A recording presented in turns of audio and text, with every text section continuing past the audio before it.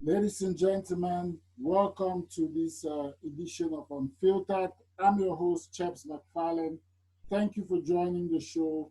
Uh, this is a great Saturday. I know it's raining a little bit out here after we've had a really good morning, but we thank God for rain. We are happy that the weather is taking its course. Thank you, everybody, for joining. We are going to have a really great conversation today. There is a lot of revolutionary spirit in the air, and it is exactly that kind of time where we need to bring our voices together to talk about what it is that is happening in the moment and how we can access or leverage what is happening to bring forward the greater good for our common humanity. So, thank you for joining. We are going to have a great number of people join us today to share their perspectives, to contribute to the conversation, and to give us something to think about as we all apply ourselves to thinking about the things that are happening in the world in the last couple of weeks, talking about COVID-19, talking about police brutality, talking about racism, talking about the protest movement, that is people rising up and standing up for justice and equality, and just talking about our own personal experiences in this moment. So there is a lot for us to canvas today, and we are going to have a great conversation. So thank you to all of our viewers who are joining. I will acknowledge you as we go through the movements and go through the show. This is Unfiltered. The views and opinions and materials and expressions that are put on this show are not the views, opinions, and expressions of any of my employers or the employers of anybody who comes on these shows. These are just the views that people put out given the context of the conversations that we are having. So I just want to put that out there at the outset before we go on. There's a few things, folks and friends, that I would want to say before I start bringing in our guests, just so that we have some context to what we are talking about today. Uh, you all have seen our poster about what we are talking about today. We're talking about racial inequality, racialized violence. We're talking about misplaced priorities, and we're talking about the way forward. The reason we term it misplaced priorities is because we have seen these things before. We have been here before. We have experienced what we are experiencing now before. Albeit we might have a higher intensity than previous times, but we've all been here. We've all heard similar stories. We've all watched similar videos. We've all seen this play out before. So why is it so special now? What is it that makes this moment different from all the others? That is exactly what we mean by misplaced priorities. Because we have a now, it means that all of the things that happened in the past, there was something that wasn't done right for us to have another now. So we're going to be exploring all of that. We're going to be exploring all of the ways we can move forward. And we're going to be having a really great, but open, honest, frank, hard, tough conversation. I want to say this at the outset, just so that I lay out a lot of the context. Everybody who's going to be on this show today, everything we are going to be discussing today, we all are starting from the same premise. We are all beginning from the same base. Our base and our premise is that we all abhor inequality. We all condemn racism in any form. It doesn't matter whether it manifests itself by police brutality, or it manifests itself in overt manners, or it manifests itself in subtle manners.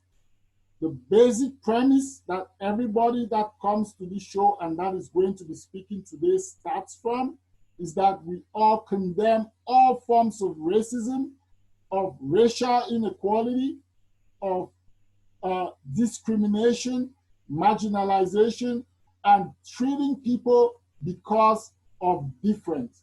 We all have that. So we are going to be talking about how we move forward. And in a sense, to talk about that means we are going to have differences in opinion, different perspectives, different proposals, and different analysis as to ways in which we can collectively move forward and actually translate this momentum into meaningful change in the lives of many.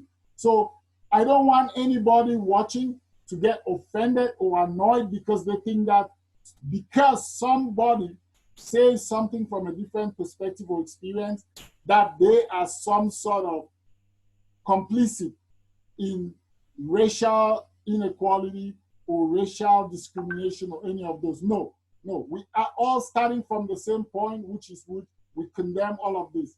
So we're talking about the complexity of it, and how we move forward. So obviously, we're going to have differences in views, and let us have that respectfully and understand each person's perspective and look at this as an open space where we can have the hard conversations. Because oftentimes, why we haven't dealt with these issues to the fullness of what we can do is because typically we talk about it superficially. We go out, we do what we need to do to ensure that we are raising and drawing attention to the issues. But at the end of the day, we do not have the hard conversations. So that is what we're going to be doing here today. And that is why I want us to start by knowing that everybody who's coming on to speak on here, don't see them based on what they say as being anti what the movement is. No, we all are starting from the same point. And yes, we are going to differ in our approaches, in the way we view it, but that is why we need this conversation so that we can start showing people how we can converse in our diversity of thought and move to practical solutions that would solve this issue once and for all. We do not want 3 months down the road to have another George Floyd. We do not want 3 months down the road to be talking about some other issue that stems from systemic racism and oppression, or whether it's targeted to Black people or to other racialized minorities. We do not want that at all. We want to talk about inequality, and we want to talk about it in concrete terms. Thank you so much for joining. I'm going to start bringing in some of our guests, and we are going to get the show going. People, we want to talk about inequality, and we want to talk about it in concrete terms. Thank you so much for joining. I'm going to start bringing in some of our guests, and we are going to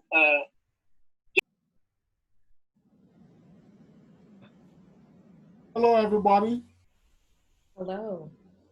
We want to talk about. Yes, I was just going to say some of us have our computers on, so I have to get my headset on. 1 second. All right. So thank you all for joining. I really Trying to get my headset on. I really appreciate you. We have Wesley Petit, I would say. Wes is a doctoral student. He's going to be defending his PhD. He should have been doing that, but because of COVID, he hasn't done it yet. But right now, I should have been calling him doctor. So Wesley has a background in political science, political economy. He's got a lot of experience in food security and things around that. So very great gentleman, and he can talk a little bit more about himself. Don't be shy, Wes. When we engage in the conversation, to draw from your experience and talk about what the experience is. We have Rochelle Palmer. Rochelle is a lawyer. She is not just a lawyer, she also has a background in social work. I think she has a master's degree in social work. And Rochelle is a strong Black woman from the Caribbean. I would say that just to provide context in terms of what she's saying. Me and Rochelle are very good friends. In fact, we call ourselves besties. And we work closely together on a whole range of issues. And I'm so happy to have her here because she's got a really unique and great perspective that I think a lot of folks would benefit from. On the other side, we have Dr. Osong, Emma Osong. She was a guest on the show last couple of weeks. She is an engineer. She's done a lot of work with NASA, and we had a lot of discussion about that last week on the show. She's also an educator. She's also taught as an adjunct professor. So she's got a lot of insights into many things. She's also an advocate for women's rights and also fighting for the negotiations that can bring an end to the conflicts that's happening in the Cameroons. I know I'm just kind of rushing through everybody's background, but I know you guys will forgive me for this. But that is who we have here. We have another guest who's going to be joining, but I just wanted to throw this out to you people and say, how are you doing? And what do you make of the moment that we are all going through? Why don't we start with you, Rochelle?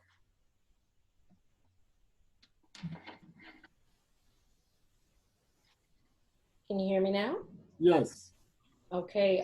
In terms of how I am doing personally, I mean, it's a bit of a struggle. I think there are a number of things going on around the world right now, and I think each new event takes some time to process.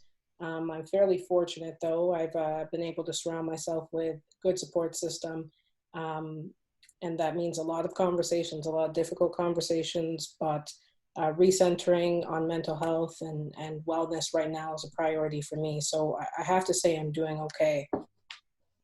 Thanks for asking. Well, thank you. What about you, Dr. Song? Your mic is off.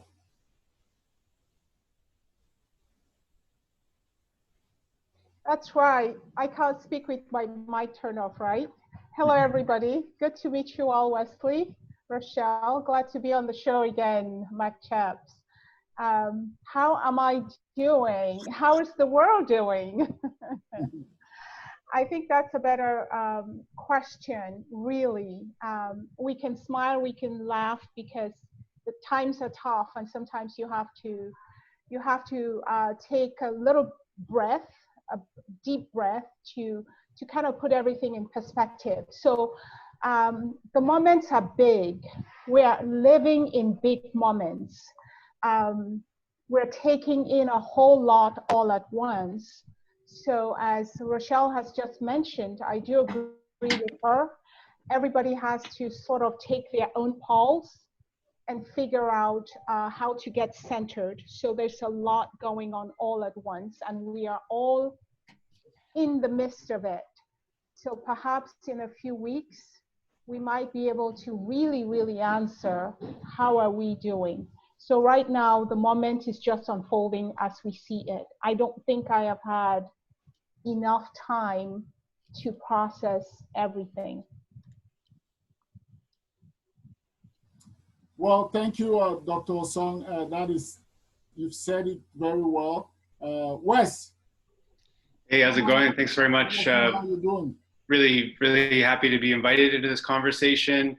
You mentioned me speaking from my experiences, but that's something I'm really not able to do in this type of conversation. It's more so, observations I've made over my long running time, someone dedicated to a more socially just society, and really just some questions I have.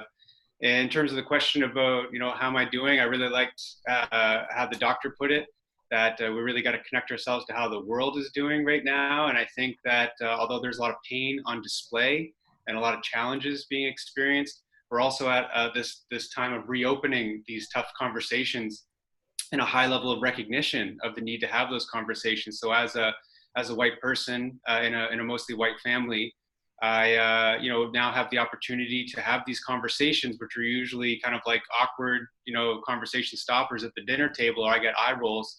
But now you see that getting a lot more attraction from a lot of common, typically uninterested or uncritical people in the white community. And so I've been able to have those conversations, which feels good. I was brought to tears, looking at some of the footage earlier this week.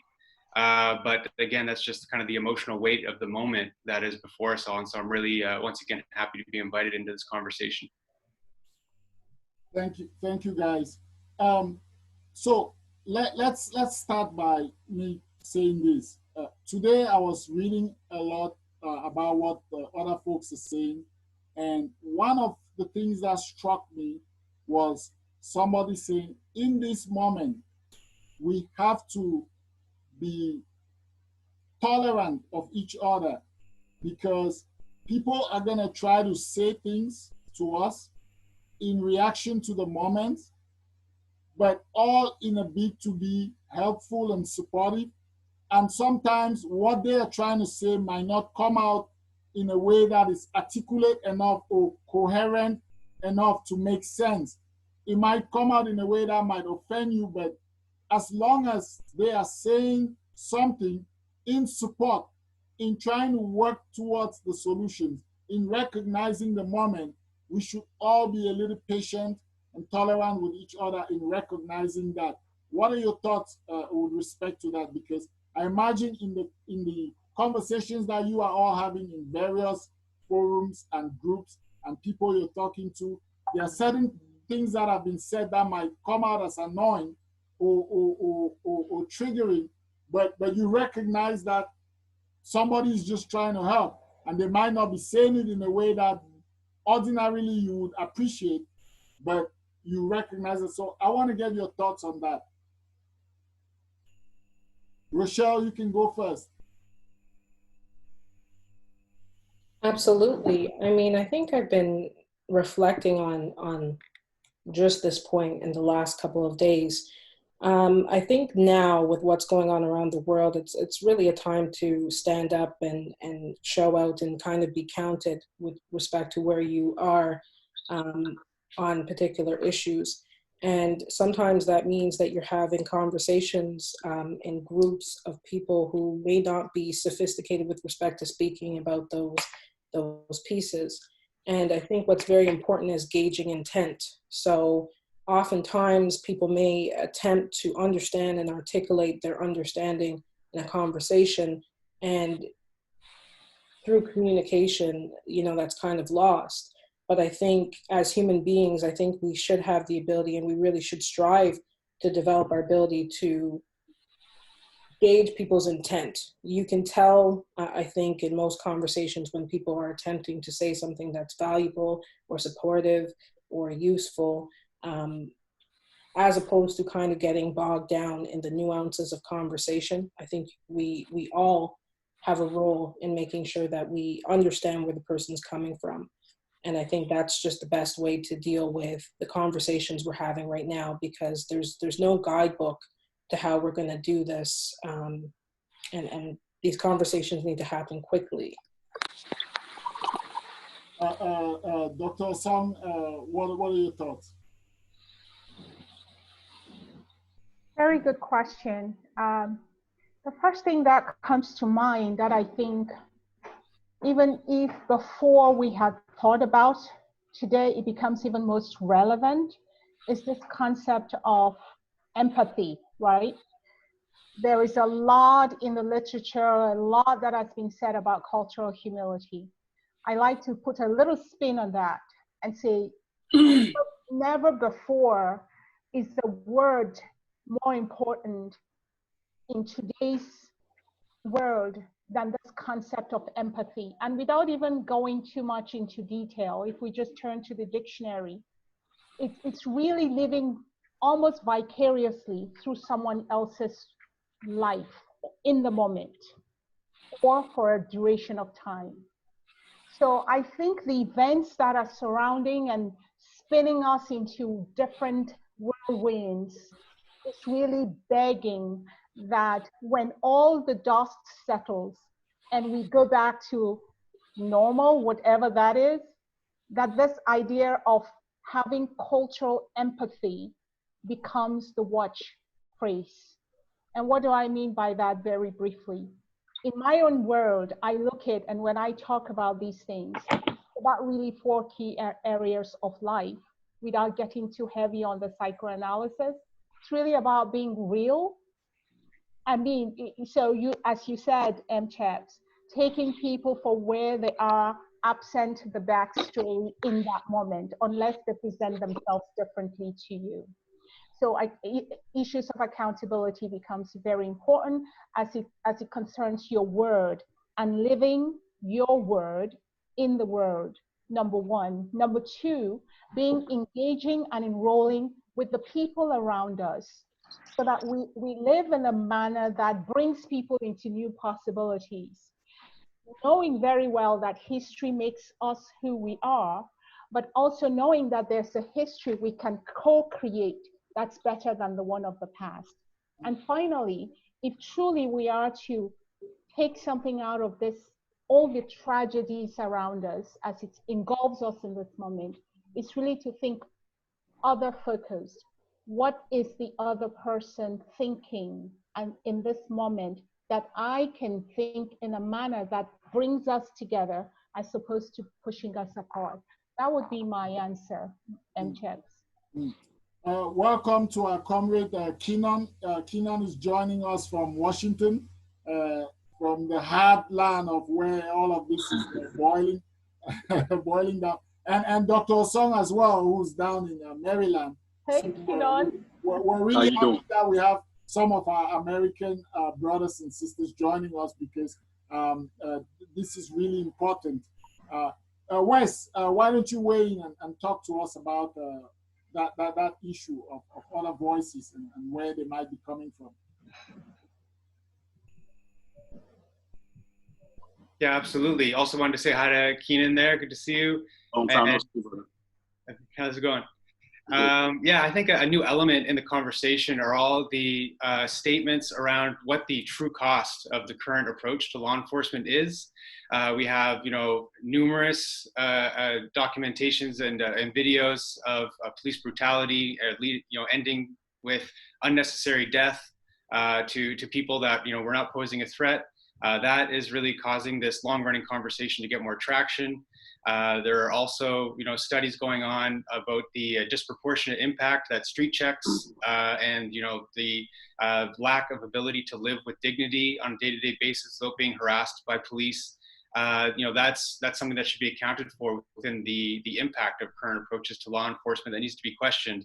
There is also more research on a more general cost of the millions and millions of dollars that single municipal governments have to be paying out in settlements to families that have experienced police brutality. And of course, that's a more general financial cost and kind of shows how current approaches to law enforcement benefit Wall Street, but gets into this kind of area in which if we're talking about settlements being a form of reparation, we have to dig deeper into that, as I'm sure we will, with the number of judicial experts we have involved in this conversation today about how those benefits and reparations aren't equally accessible due to either lack of resources or continuing racializing tendencies within the legal system. And then also, we see now a lot of commentary around the cost of the militarization of police and calls to decrease the investment in militarization, which is being shown to have its impact in compounding racialized policing with now attacks on peaceful protesters, also leading to unnecessary injury, as well as just the other forms of brutality that are being demonstrated by attacks on the press even.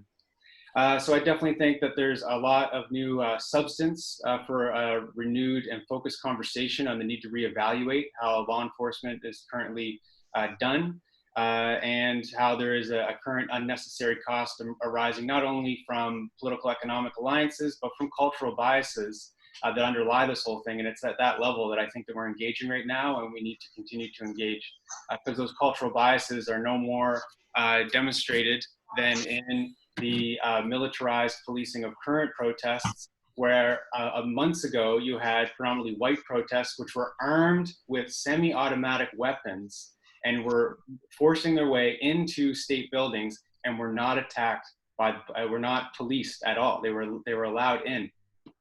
And also for every 10 videos of police misconduct, just brutally taking down peaceful protesters, you have a couple of videos of a white person making a ruckus and being policed with a friendly tap on the shoulder by police. And this really just goes to show how we need to improve the culture of law enforcement. Certainly great perspective. I'd just like to bring in Keenan to weigh in on this, and then I'm going to throw out another theme that would be interesting to get your perspectives on.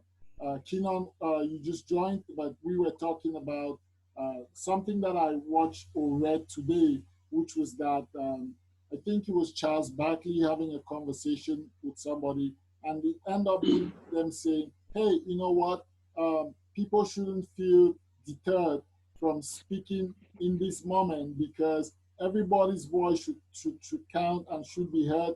and people should be free to contribute to the conversation. You don't have to be articulate enough. There is no level of coherence. You should just, as long as you're speaking for the cause and contributing towards moving this thing forward, you know, be able to express yourself, and people should be more tolerant and open to just listening rather than picking in on the, you know, maybe something that you didn't say articulate enough or in a more coherent fashion. So we're just asking what the thoughts of the panelists was on that. I'm sorry, I didn't hear you say as far as the thoughts on the panelists. Forgive me. Yeah. I'm just wondering what your thoughts are on people weighing in, and whether we should be looking at how they are weighing in, or whether our measure should just be that as long as they are positively contributing to the conversation and what is moving us forward, then we shouldn't really be picking on, you know, whether they were coherent enough or whether they had missteps in how they characterize something they were trying to say, and so forth. Well, everyone's perspective is needed, because as much as we share each other's perspectives, we have the opportunity to learn from one another. No matter how articulate we are, no matter whether we think we're right or wrong on the subject, it's definitely valuable to speak. Those who don't play any part. Any war that we've ever had in this world, or even in this country, there've always been people on the sidelines just watching. Those who wrote the songs like our Star Spangled Banner. Those who just sit there and made flags. Those who made weapons, and those who participated, and those who just sit back and waited for the dust to settle. There's a lot of diversity in this world, in this country, a lot of it forced, which is giving us a lot of difficult time, in the sense that I feel like we're being more divided because of the fact that people are also sharing perspectives that they are taking from the media. So a lot of times people are regurgitating things that they've said, and then someone doesn't agree with that one. So there's really no place to meet in the middle, in my humble opinion, for people to really share their perspective. Because even on like social media, some people will say, oh, I don't want to hear that on social media. I didn't log in a day for you to talk about politics or talk about social justice. Where else is there a place to talk about it other than social media? Right. Thank you for that contribution. We just have two other gentlemen who are joining us, but I want us to transition to talk about this theme. And that is a big theme that has emerged from all of the conversations that are happening now. Just to recap, I know you all understand this so that our viewers know what context we're talking about. We're talking about the incident that happened in Minneapolis with George Floyd, global outrage that has been sparked from that incident, but the continuing conversation about racism and police brutality, racialized violence towards Black bodies, anti-Black racism, those are all of what we're talking about. So the George Floyd issue has just been the time bomb that has sort of triggered everybody to galvanize around this issue, but these are issues that have been ongoing. So I want to talk about the issue of allyship. You know, a lot of what we've heard in recent days has been about, we need more white people to speak up. We need white people to not just be non-racist. We need white people to be anti-racist. You know, we need them to do more, right? So that is all the call to allyship. But I want you to sort of discuss around this issue. Are we prepared for the fullness of what allyship means? Because that word in itself, ally, if we start looking at it just from what the word connotes, an ally doesn't necessarily just mean a follower. An ally means somebody who's actively involved, you know, they're contributing, whether by doing certain actions, but also their own ideas. So how do we as Black folk square with this allyship, and as we are calling for more allyship, how do we let our white brothers and sisters understand how to play the role as a formidable ally, all the forms that it entails? Yes, go ahead, Keenan. Okay, well, with that, I want to say, being in the heart of the nation's capital, I've seen many protests over the years grow exponentially with other groups joining us. However, like the old saying, every skinfolk ain't my kinfolk. You can't really tell who your ally is just because they're either your color, like you said, or because they're sharing that that stage with you when you're protesting. Some people are infiltrating us. For example, we had COINTELPRO here in the United States, where we got rid of the Black Panther Party, a movement that was used to protect the citizens. The government sees that, send people in, creating more chaos, and this is what we're seeing right now. We're watching people out there breaking things and destroying property, and they're not out there helping the cause in any way, shape, or form. So ultimately, I feel like what we're dealing with right now, this is symptomatic of our system. We live in the world in a system that was created to operate as it is. So for those of us that think that we're going to be able to change this system, in my humble opinion, I don't think you can fix the system. It's like a leaky boat. You gotta get a new boat. And I don't think people are really ready for the sacrifice that it'll take in order to fix the situation. We think we can keep putting Band-Aids on things, voting out a new president every 4 years. And every 4 years, we see an administration, or 8 years, take 2 steps forward and take 2 steps back, because they're fighting what the last president put into place. And then the next president comes in and wants to change things. So we're perpetually just moving in a hamster wheel. I think that this is really just insanity at this point. I've been out there in the streets protesting many times. I'm not claiming to be one of the greatest civil rights movements leaders or practitioners of all time, but to do the same thing over and over again and expecting different results is insanity. Before I go to Dr. Song, I just want to recognize that we have Stefan, who's joined us by phone, and we have Dennis Lehman, who's joined us right there. I'll get back to you, but we're talking on the issue of allyship. Rochelle, do you want to give us some perspective on this issue?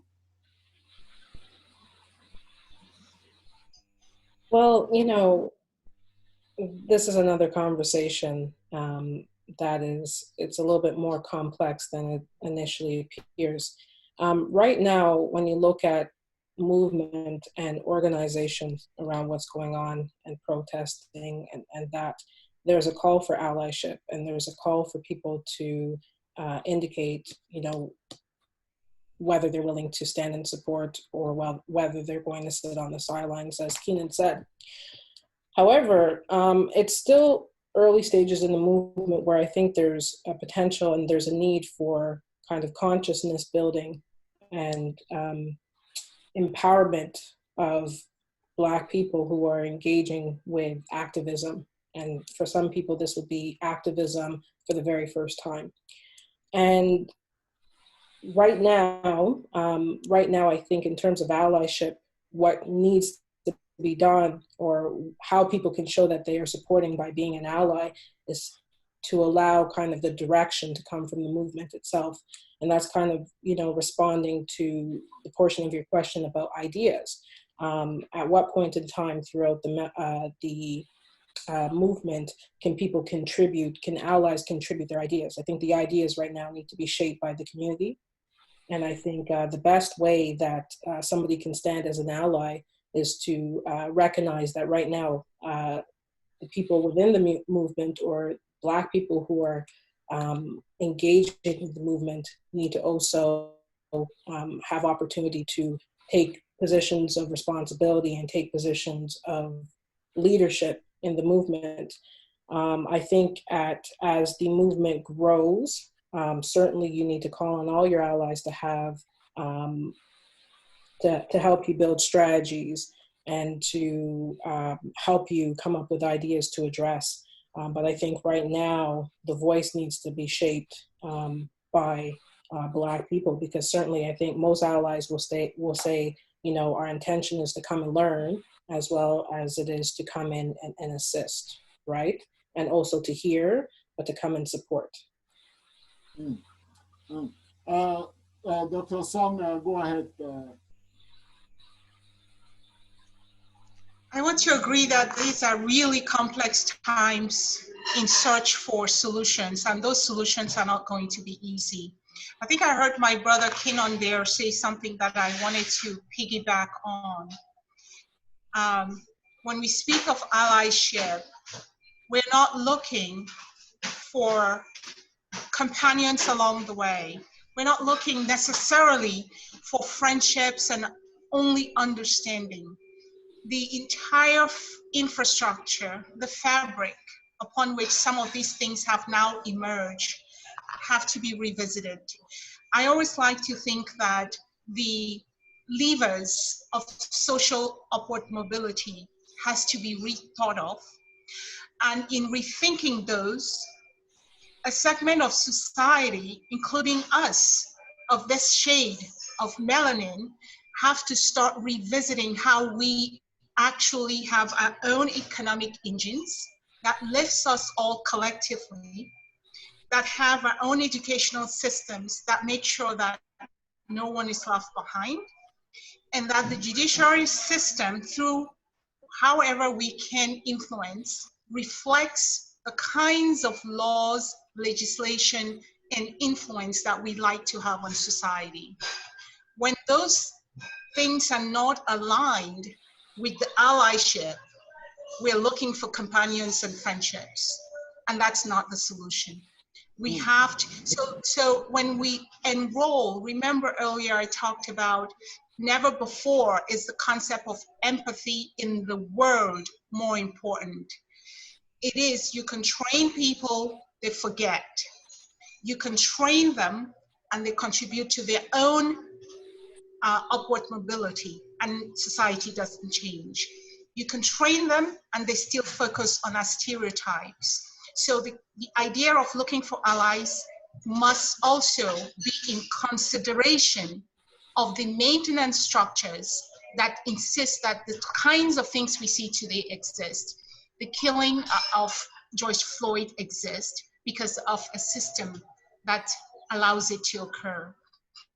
But when we go to look for allies, it must be allies that are willing to roll up their sleeves and re-examine, as I said, the levers of upward mobility in society, so that no element of society is left to be given to another, but they co-create it. Hence the idea of engaging and enrolling ourselves in new possibilities, because we will all go back to our normal lives. COVID will go away, or we will forget. George Floyd will be laid to rest. The protesters will go home. We will start rethinking about Mondays and Fridays, Mondays for work and Fridays for play. And in between, there is all the possibilities that are lost. So for me, I say this movement can make a difference when we look for those allies, but we definitely re-examine the structures that maintain and insist that the George Floyds of the world can die under the knee of another police officer.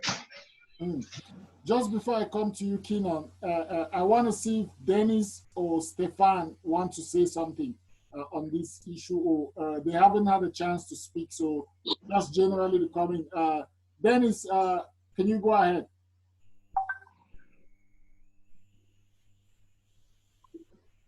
You're on mute. Can you hear me now? Yes. I really had a lot to say, and but before I say anything, I want to thank you for inviting me to the program.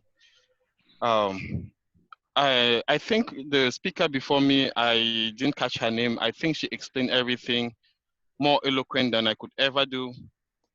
So I think the idea of police brutality, or what they call law enforcement, actually is very ironic, because what is happening today is not just law enforcement. It's more of disregard for law. It's not law enforcement, because I don't think there is anywhere in the law that says that the officers executing the law should harass people, kill people, or go against just basic human practices. So I think the speaker before me actually clarifies it. It's an institutional problem.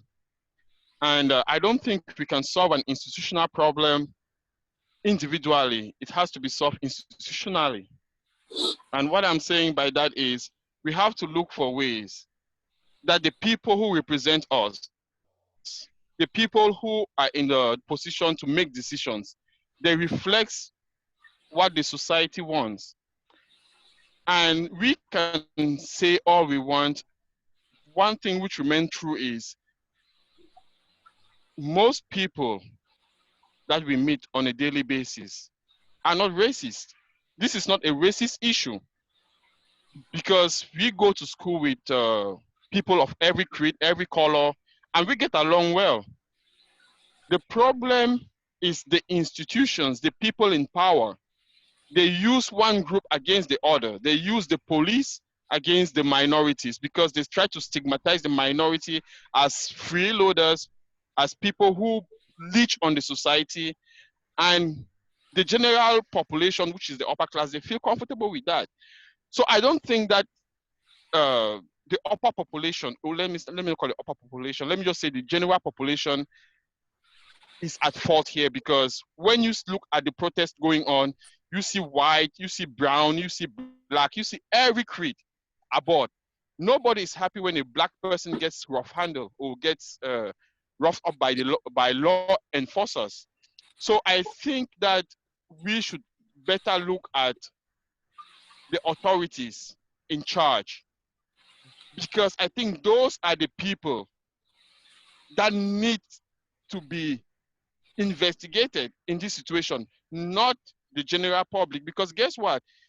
If we look in Africa, we have blacks killing blacks there. If we want to say Black Lives Matter, we're going to miss the point, because what happens is we have authoritarian regimes in Africa that don't even care about their own population. They still send the police out to rough up people if you try to protest against injustice or against exploitation. So I think that we need to be looking at the rise of authoritarianism in the 21st century. Because if you look from when the last president, Barack Obama, left power, and the rise in this strongman mentality, this strongman ideology, you will notice that it is not just here in the US. It is all over the world. It is happening in Russia. It is happening in Philippines. It is happening in Africa. It is happening everywhere, where leaders think now that they can just use the security officers to maintain power or execute their private wishes. So I'm thinking more of an institutional problem where we have to look for ways to hold leaders accountable, to hold those in charge accountable, because the laws are not the problem. We have good laws. The problem is the people who are enforcing the laws have a problem, and we need to look at it. It should not be a racial issue, because nobody, be it a conservative, be it a liberal, if the police stop you, they don't ask you if you're a conservative or a liberal. They don't ask you if you're a Democrat or a Republican. They rough handle you. I've seen white people being bullied by police officers. I've seen Chinese people being bullied by police officers. So I think we have to tackle the rise in authoritarian regimes in the world and say no to strong men and say no to all these institutions that disregard the rights of our people. So me personally, I'm leaning towards the institutional situation rather than the personal issue. So I think we can do all we want to do, but we have to look at the foundation. Our institutions are failing us. So we have to hold our leaders in charge, those who are meant to protect these institutions. So that will be all I can share, because I think you have a great panel there, and they are doing just what they have to do, and they are telling the people what they need to know. And this is the little I can contribute. Thank you very much. Well, thank you for that. You've touched on a number of things that I'm going to follow up on. You've brought in the international perspective, which we want to talk on later on. But I'll go back to Kenan so Kenan can bring his thoughts, and then I'll reach out to Stefan to see if he wants to say something, and then I'll throw on the next theme so that we can talk about it. Kenan. Okay, I want to piggyback on three things that were said amongst the last three panelists that spoke. First, there was a talk of people will forget by my sister right here in Maryland. People will forget because one of the things that our system does very well is it makes us comfortable and dependent upon it. So as long as people are dependent on their running water, the ability to pick up food from the grocery stores, the TV and the sports entertainment, the moment that returns, that's the moment people forget about how angry they are at the moment. And as my sister Rochelle said here earlier, I hope I pronounced your name properly, about the first-time protesters. That's a key thing, because as a person who's been protesting for almost a decade now, in my almost 40 years of life, I've seen new people come onto the scenes with new feelings, new passion, and that's all good, because I was that person once. But as some years go by, you start to become slightly jaded with the information and knowledge that you obtain when you see the people around you infiltrating your peaceful protest. And to go on what he said about the totalitarianism, that's part of our system. We don't have the smallest population of a quote unquote race running the world because they voted their way there. They murdered, stole, and killed their way and changed the minds of the youth that were born under that system. So what you can't kill are ideals. So when he says that racism won't go away or you see black people killing black people, part of that is proximity because people kill each other when they live near them. They have problems and inner turmoil. And when you say they're here to protect and serve or enforce the system, that's exactly what they're doing, is enforcing the system. They took that job and took an oath to protect the businesses, what you see them doing in most cases. They're not protecting the people. They're doing the bidding of the people that pay their checks. I asked the brother one day and the sister outside in D.C. downtown one night, this is after Mike Brown. I said, how do you feel about everything going on right now? And the officer of the mail said, oh, you a reporter? And I said, no. And the lady goes, well, we got a job to do. We got a check to collect. So what's different than Nazi Germany at this point? People are going to take orders. And when he says about saying no to these things that that are against us, what does no really mean? If we say no to the system in the sense that I don't want to abide by these rules, or I don't want to take a vaccine that you're trying to force on me, or I don't want to wear a mask because I don't think it's even working, but then somebody tells me I have to, or a police officer tells me, and you say about the people who are out there protesting and those who may be our allies, I can't walk up with one of these on somebody's Capitol. And I'm a proud legal gun owner. I can't walk up with this on somebody's Capitol. I'll probably be murdered. So what does no really mean? Because someone's no is different than my no. What I have to stand for and what I believe in is different from the next person, even if they look just like me. Because, for example, we have this thing called African diaspora here, which means we've been spread all over the world. We have different cultures, different upbringings, and we may walk beside somebody that looks just like us and think that they're our kinfolk or think that we share the same ideals, and they could be our very enemy. You saw the movie 300 maybe, where there was the young man that was a hunchback or something like that. They asked him to protect and watch over because they wouldn't allow him to fight. He turned on him. They tried to show that in that movie about Nat Turner, and the little boy snitched on him. So when you have a system of people dependent on a system that keeps them comfortable, as long as people are comfortable, true change, in my humble opinion, will not happen. When people are uncomfortable, we'll get there. Very, very, very powerful. Wes, I'm going to get you to comment. And this, in fact, what the last three speakers are saying is segmenting me into my very next question to all of us. So, Wes, let's hear what you have to say. Well, thanks very much. I can directly take from what Keenan just laid down, because it's true that when people are comfortable, change isn't going to happen. And so that's why it worries me, although the authoritarian situations that the other panelist was referencing are definitely serious. I also find a similar threat in complacent democratic regimes, which continue disproportionately, impacting processes under the auspices of liberal law enforcement. So we really have to, once again, renew those ideals, keep leaders to account, but I think that we also just need to create new institutions and really ambitious goals around what kind of society we want to have by taking leadership from marginalized communities and minority views. And so that comes back to another point about effective companionship and allyship. And so I'll just put my kind of understanding about that on the table here. I do hear a lot of frustration from people when they say, well, I'm supposed to follow leadership, but kind of be self-guided when I'm an ally. That's a contradiction, but that's a result of the continuation of an institutional way of thinking or state of mind that's based on hierarchy, which, someone's always on the top. And I think that we need to enrich our understandings of how society can work and be in more collegial, horizontally orientated ways of working together in solidarity, in which, I use my skills and my perspectives and my drive to move the movement forward as best I can in the places that I occupy, but then continuously recognize the leadership from marginalized communities. And I think that the people from marginalized communities, many of you, you're authors of a long-running issue that people that want to be allies need to catch up on. You're not their teaching assistant. We can't get the Coles notes from you. We need to do that homework ourselves and then enact on our own sense of things. Very, very, very important. Stefan, I don't know if you have something to say. Please, we would want to hear what you have to say. All right, I'm gonna make this quick. I'm actually working, so Thank you for joining back today. We Get appreciate that money.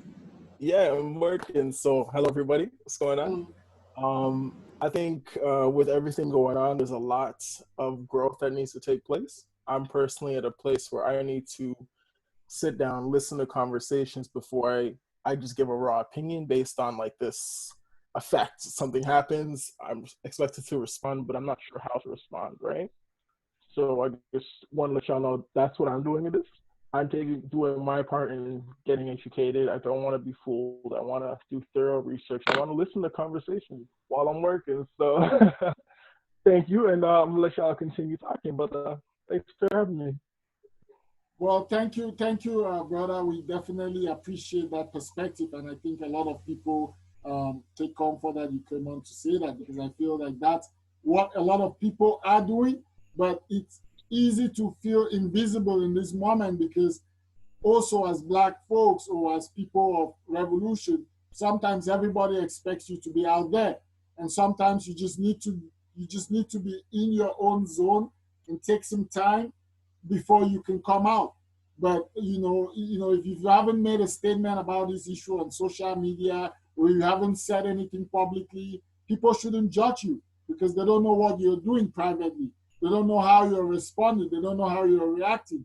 But sometimes we have this tendency to expect that the public display of outrage or opinion is the measure for which all of us have to be measured by. But we understand from our traumatic experiences and from our living experiences that we all take these things in differently. And so sometimes we just need that space. So I really appreciate what Stefan is saying, that, you can sit back, even though you have a lived experience of this, but you want to sit back, listen to the conversation, learn, and then be able to come in and contribute in a very more meaningful way. So thank you for that.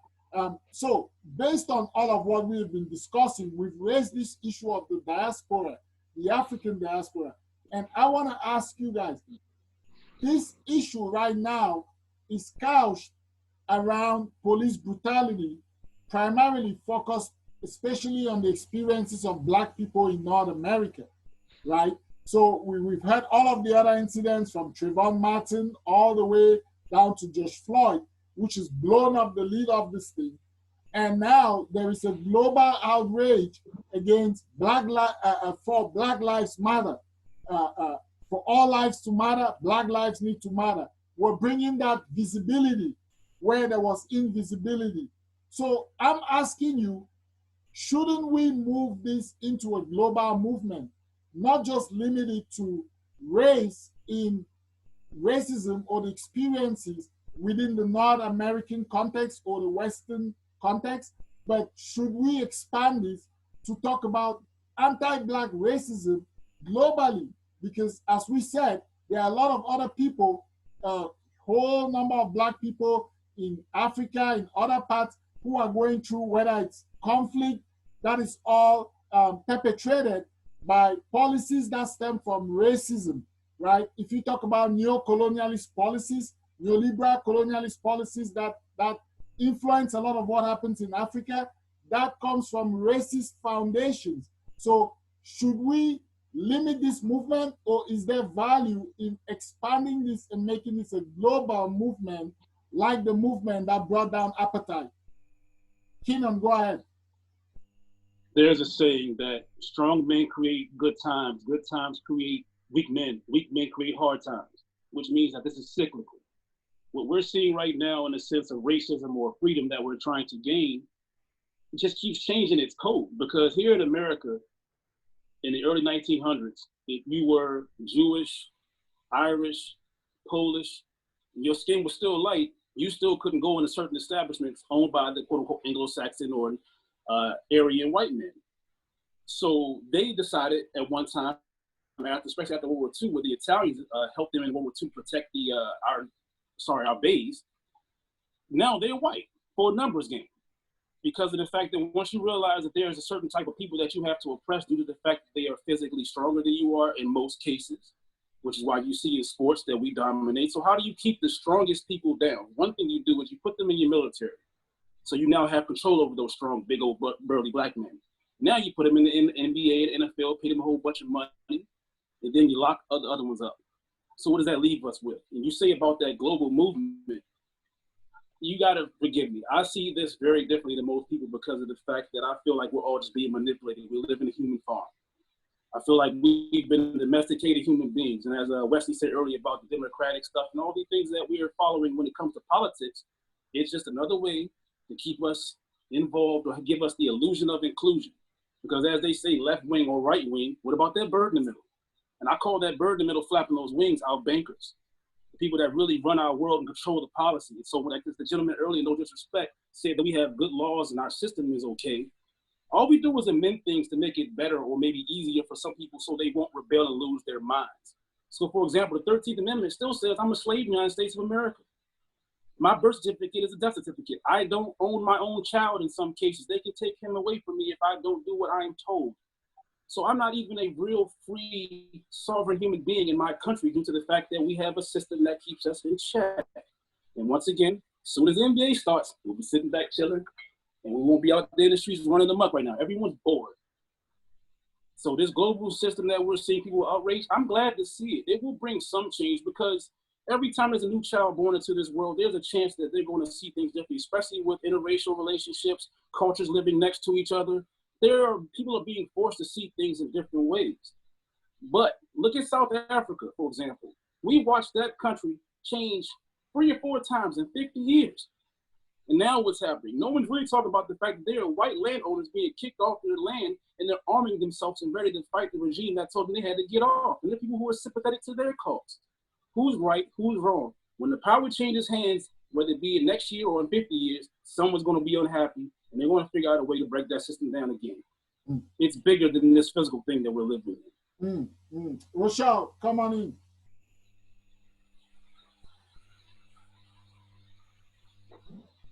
I mean, it's a really interesting question.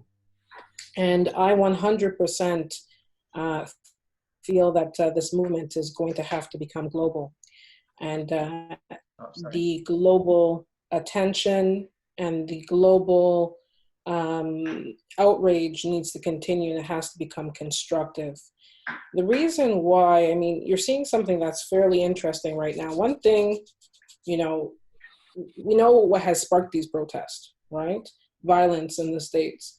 However, you can't forget that African Americans, African Canadians, Caribbean individuals around the world, Africans around the world, we are represented, especially in North America, in problematic statistics around health outcomes. So for example, lower employment opportunities and lower access to healthcare and you know, issues surrounding that.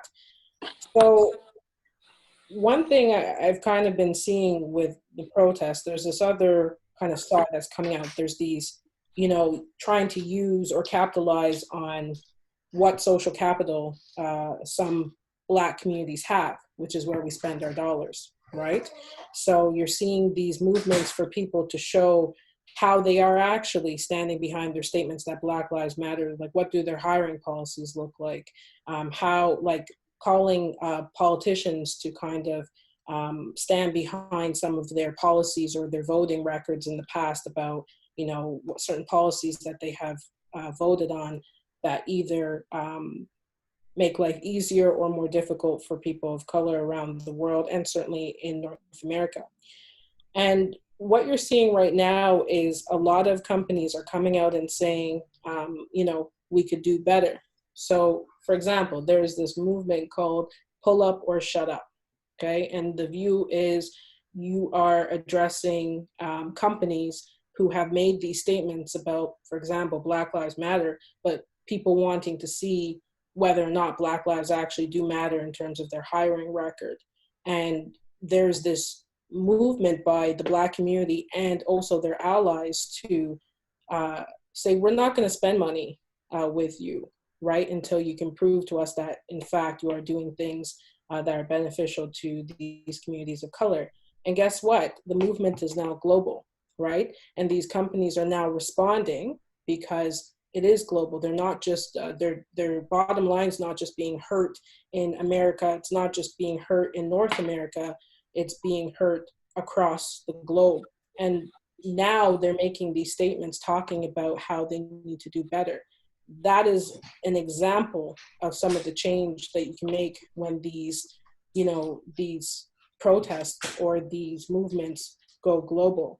Ultimately, I mean, there is institutional and systemic factors that run everything, but we still have to remember capitalism.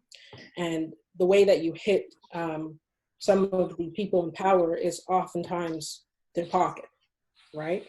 So that's kind of my thoughts about that. I think the end result has to be a global one, because we also have to remember there's other people in other parts of the world dealing with various challenges, right, that impact people of color and Black communities in particular.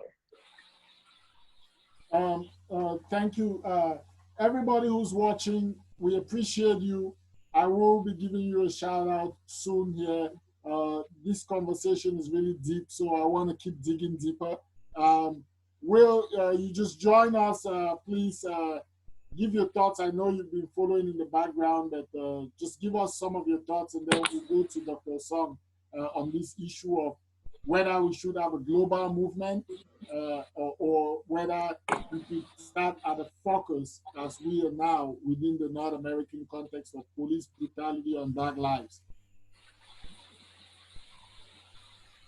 Yes, hello to all of the members and followers and dear guests. I've been following, as Max said in the background earlier. Do I come out clearly? Can you guys hear me? Yeah. Perfect. Okay, right. Well, everything has already been said, because I have a few ideas that I believe Keno has touched on, and of course, Dr. Osong has even covered most of it. And I agree greatly with what Rochelle was just saying there. And I don't want, hey, hello, Wesley. I don't know if you remember me from behind.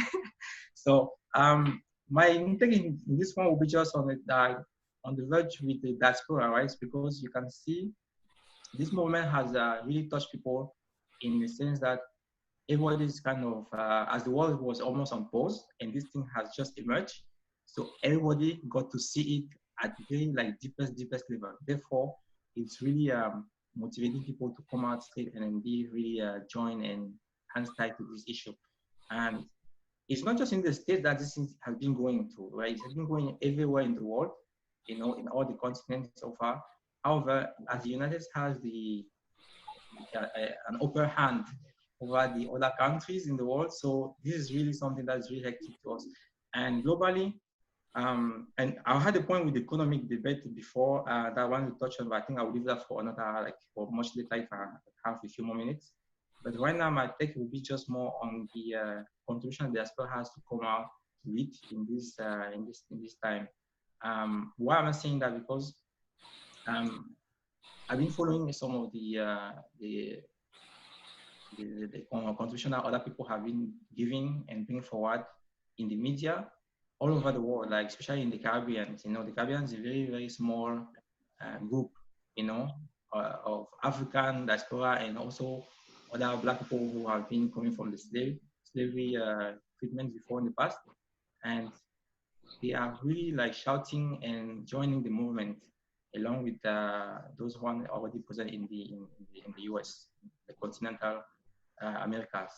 So what is really giving me a big hope is that there's not only the Black people that are even like joining the movement, there's also like all other races. And then I play football also sometimes. So, and to see how the world today is changing, the economy has been like falling and touching everybody in all the departments, all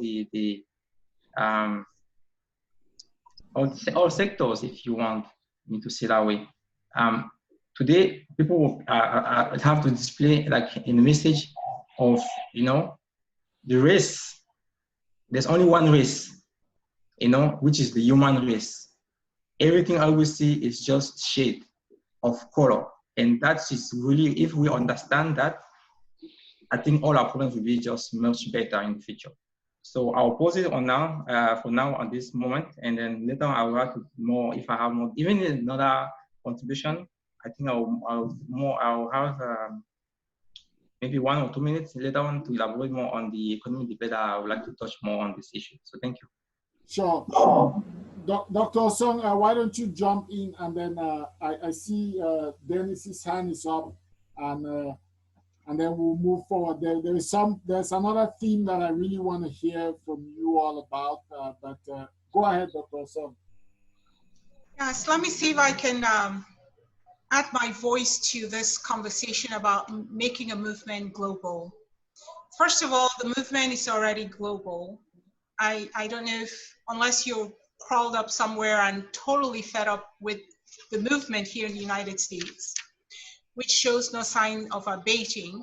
Countries as far-flung as New Zealand, Australia, today we woke up to thousands in London Square, protesting. In Nigeria, in Africa, people are going in front of the American embassies and making themselves heard on the issue of getting off our necks and letting us breathe. We can't breathe. There's one thing I want to share with the audience. Unfortunately, the way I see it, the African diaspora is conflicted.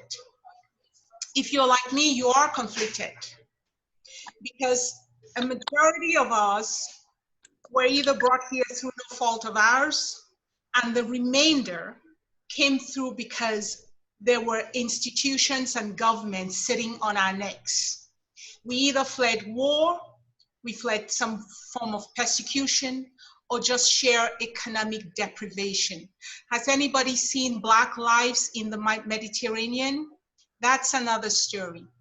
So we are conflicted because in our backyards, they are killing us. They meaning Black, on another form of Black racism that is perpetuated by people who claim they have power over other people. They literally are killing us. I come from this country called Cameroon, and perhaps my African American brothers haven't heard about the war going on there. But there is not only a war, but outright genocide, where entire families and villages are wiped out. That is if there were ever a time where we match and cry out our hearts for George Floyd, we are immediately remembering that our own brothers and sisters are dying, that there are governments and so-called leaders who are declaring war on their own people, or simply having a policy that literally put their knee perpetually on the citizens' necks, and they cannot breathe. So racism really has no borders, whether it's white on Black, or as in Africa, Black on Black. And whether it's through economic instruments, as Rochelle has just pointed out, or through the kinds of maintenance structures that we've discussed here. What I'm kind of happy about and elevated about is the fact that, I don't know if this is spurred by the Black Lives Matter movement here in the United States, but just 16 hours ago, Malians raised up, and they are currently on the streets demanding that these sick-type dictators, otherwise known as presidents, should leave. Because these are another forms of literally killing entire society, and they just have no way out. So yes, the movement is global. There is no way that a collective humanity can be saved until we rethink certain things, the way we live, the way we organize, and the way we lead. So whether it's here in the West or in the South, a number of people have offered a number of solutions, and as some of this go beyond implementing legislation, because first of all, we can't legislate behavior, but they go into bigger and larger issue. Why are some leaders willing to allow their countries to essentially cease breathing through war just so they can keep their power? So in the case of Cameroon, which happens to be that part of the country that the president on 1600 Pennsylvania Avenue called the shithole place, excuse my language here, they're willing to kill their own people. So let me conclude by saying that one thing has always puzzled me. If we look back in history, Cristobal Colon, who, the white man, there's nobody white, by the way, and there's nobody black, called Christopher Columbus, when he encountered the Asians, they traded, they exchanged and bartered. When he encountered blacks, they sought to subjugate. I wonder if legislation can really change behavior, or are we not just going back to how people can look into their hearts and begin to see another human being and figuring out how they can enroll each other in different possibilities? But at a global level, I want to tell you that Black Lives Matter in the North, Blacks are still not able to breathe in the South for a variety of reasons, list of which is sit-tight presidents, economic systems that come from the West and ensure that many of the Blacks in the South are not breathing. Very powerful. Kenan, I know you want to come in. I want to get West just a little bit, and then maybe Lehman, and then we'll get to you. And then we'll talk about our other theme, which is really tied to a lot of what Dr. Song has said and what you guys have been echoing, which is about this whole power structure. Because if we're talking about moving forward and we want to talk about actual practical solutions, what is our ask? Because at the end of the day, people ask the protesters, what are you asking for? What can we really do? So I want us to talk a little bit about that. But Wes, come on in and weigh in. Okay, well, we could have a regular debate about the virtues of a global agenda versus a more locally oriented agenda. I definitely do think that it is a worldwide movement, and agree with Rochelle that in its end result should have a global impact. But I do believe that movement needs to be locally driven and rooted. And I think that very strongly for just two reasons that I'll state, which is demonstrated inadequacy of global declarations such as those issued from the UN on the respect for indigenous people not having traction in practice, and then also the demonstrated capacity to push up from a position of oppression in local communities, which is demonstrated because of the realization of a problem in the locally felt and sensed way that catalyzes communities and is a platform for expressing power. And I think that it's really on that basis of where things are felt and experienced that they can be changed the most, that local community can create that change within their specific settings. So I definitely think that although it should have a global impact, of course, it should happen everywhere, it needs to be locally rooted and driven. Mm. Very, very important. Dennis. Oh, thank you very much. I'm really elevated by the level of conversation and the level-headed of our speakers. But I want to diverge a little bit here and become more practical. So all of us, we can actually just turn around. We don't need to look far to see what the problem is. I think we are missing the big picture. Because first, if you want to be honest, you will see that there is a pattern. It's not just here in the United States, it's all over the world. But it just masks itself in different forms. Why do I say so? In the United States, we have a situation where Black people who are the minority are disproportionately policed by the government in place. Now, there is a saying in the society, when the fruit fall from the tree, the grass which is at the lowest will feel the highest burn of the highest pain or the weight of that fruit. black people in the United States happen to feel the burden of police brutality disproportionately because they are at the bottom of it. If we look worldwide, you will discover that all minority communities, be it in Myanmar, where you have the Rohingya people suffering disproportionately, be it in China, where you have the Muslim communities there being encamped, be it even in Hong Kong, where you see people are rising up, be it everywhere, be it in the Middle East, where you have those Arab Springs and everything, you will discover that there is a bigger issue that we are not facing. And I will put it down like this.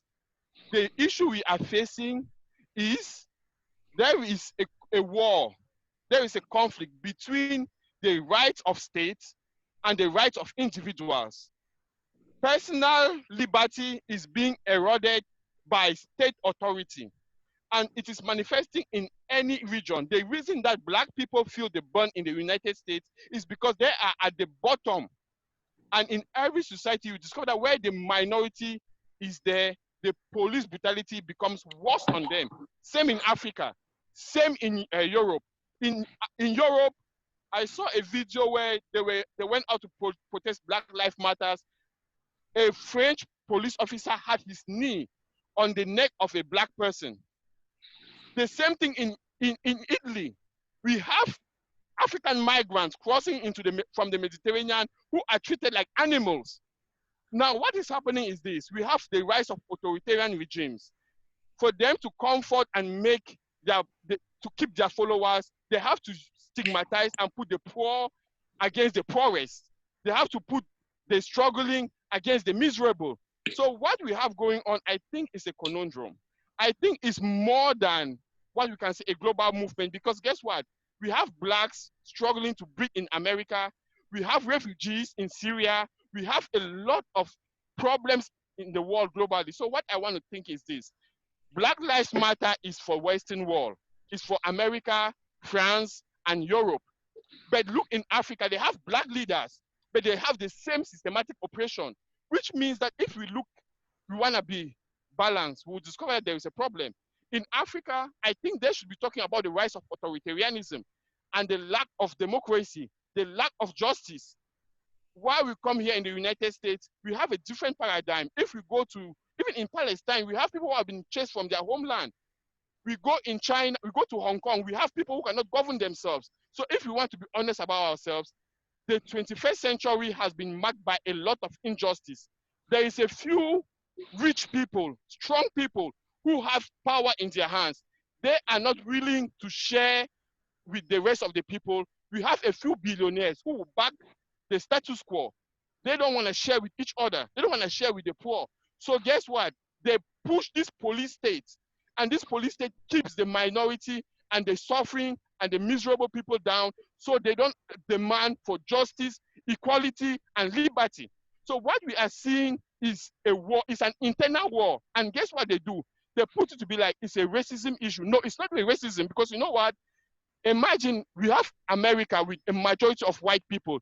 If white people hated black people that much, we will have killings all over the place. We will not be able to even go down the street to buy cigarettes or buy anything. What has happening is that we have the authority in power that is using these racist tendencies to push this drive and push another agenda, which is what? They don't want to solve the problem of inequality. They don't want to solve the problem of marginalization. They don't want to solve the problem of poverty. We have the rich getting richer, the poor getting poorer. And guess what they're telling us? No, you are suffering because immigrants are coming from Mexico to take your jobs. Oh, you know what? You're going to bring back your jobs by sending Mexicans out of America. No, I don't believe in those flimsy excuses. We have to look at ourselves. Wherever we find ourselves, are just black people suffering? No. So what I'm saying is this. Black Lives Matters is a movement. We have to make it a meaningful movement in the United States, not in Africa, because if we make it global, we're gonna miss the meaning. We're gonna miss its potency. Black Lives Matter is something we have to address in America. We have to address in Europe. But guess what? When we go to Africa, we have to talk about authoritarianism. We have to talk about inequality. We have to talk about poverty, because that is what is killing them. If we go to Palestine, we have to talk about the occupation of the Palestinian land. If we go to to Asia, we have to talk about the Rohingyas. They are being killed. We go to China, we have to talk about the incarceration of our Muslim community there. There is suffering everywhere. And what is happening is this. The powers that are giving a blind eye to authoritarian regimes, like in Cameroon, they give a blind eye. Let me just use a practical example. Gaddafi killed 150 protesters, but Libya was bombed to ashes. Paul Biya of Cameroon has killed over 6,000 people. Nothing is happening to him. Because why? France is backing him. The same France that killed Gaddafi for shooting 150 protesters. So same thing in Hong Kong. They are protesting because they want democracy, but guess what? America is quiet because it doesn't fit into the global agenda where the rich people are making money. So personally, I don't feel like we are having a complete understanding of what is going on. I think there is a bigger problem, and we should be able to handle it in context.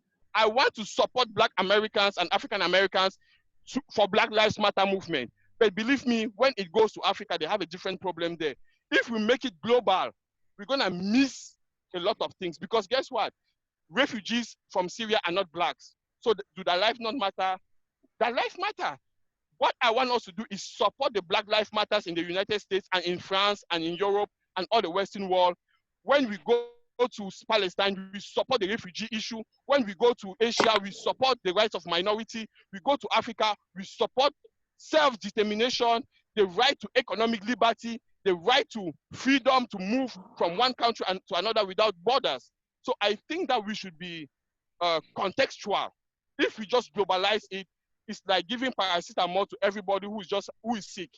There are people with cancer, there are people with headaches, there are people with malaria, there are people with fever, there are people with STDs.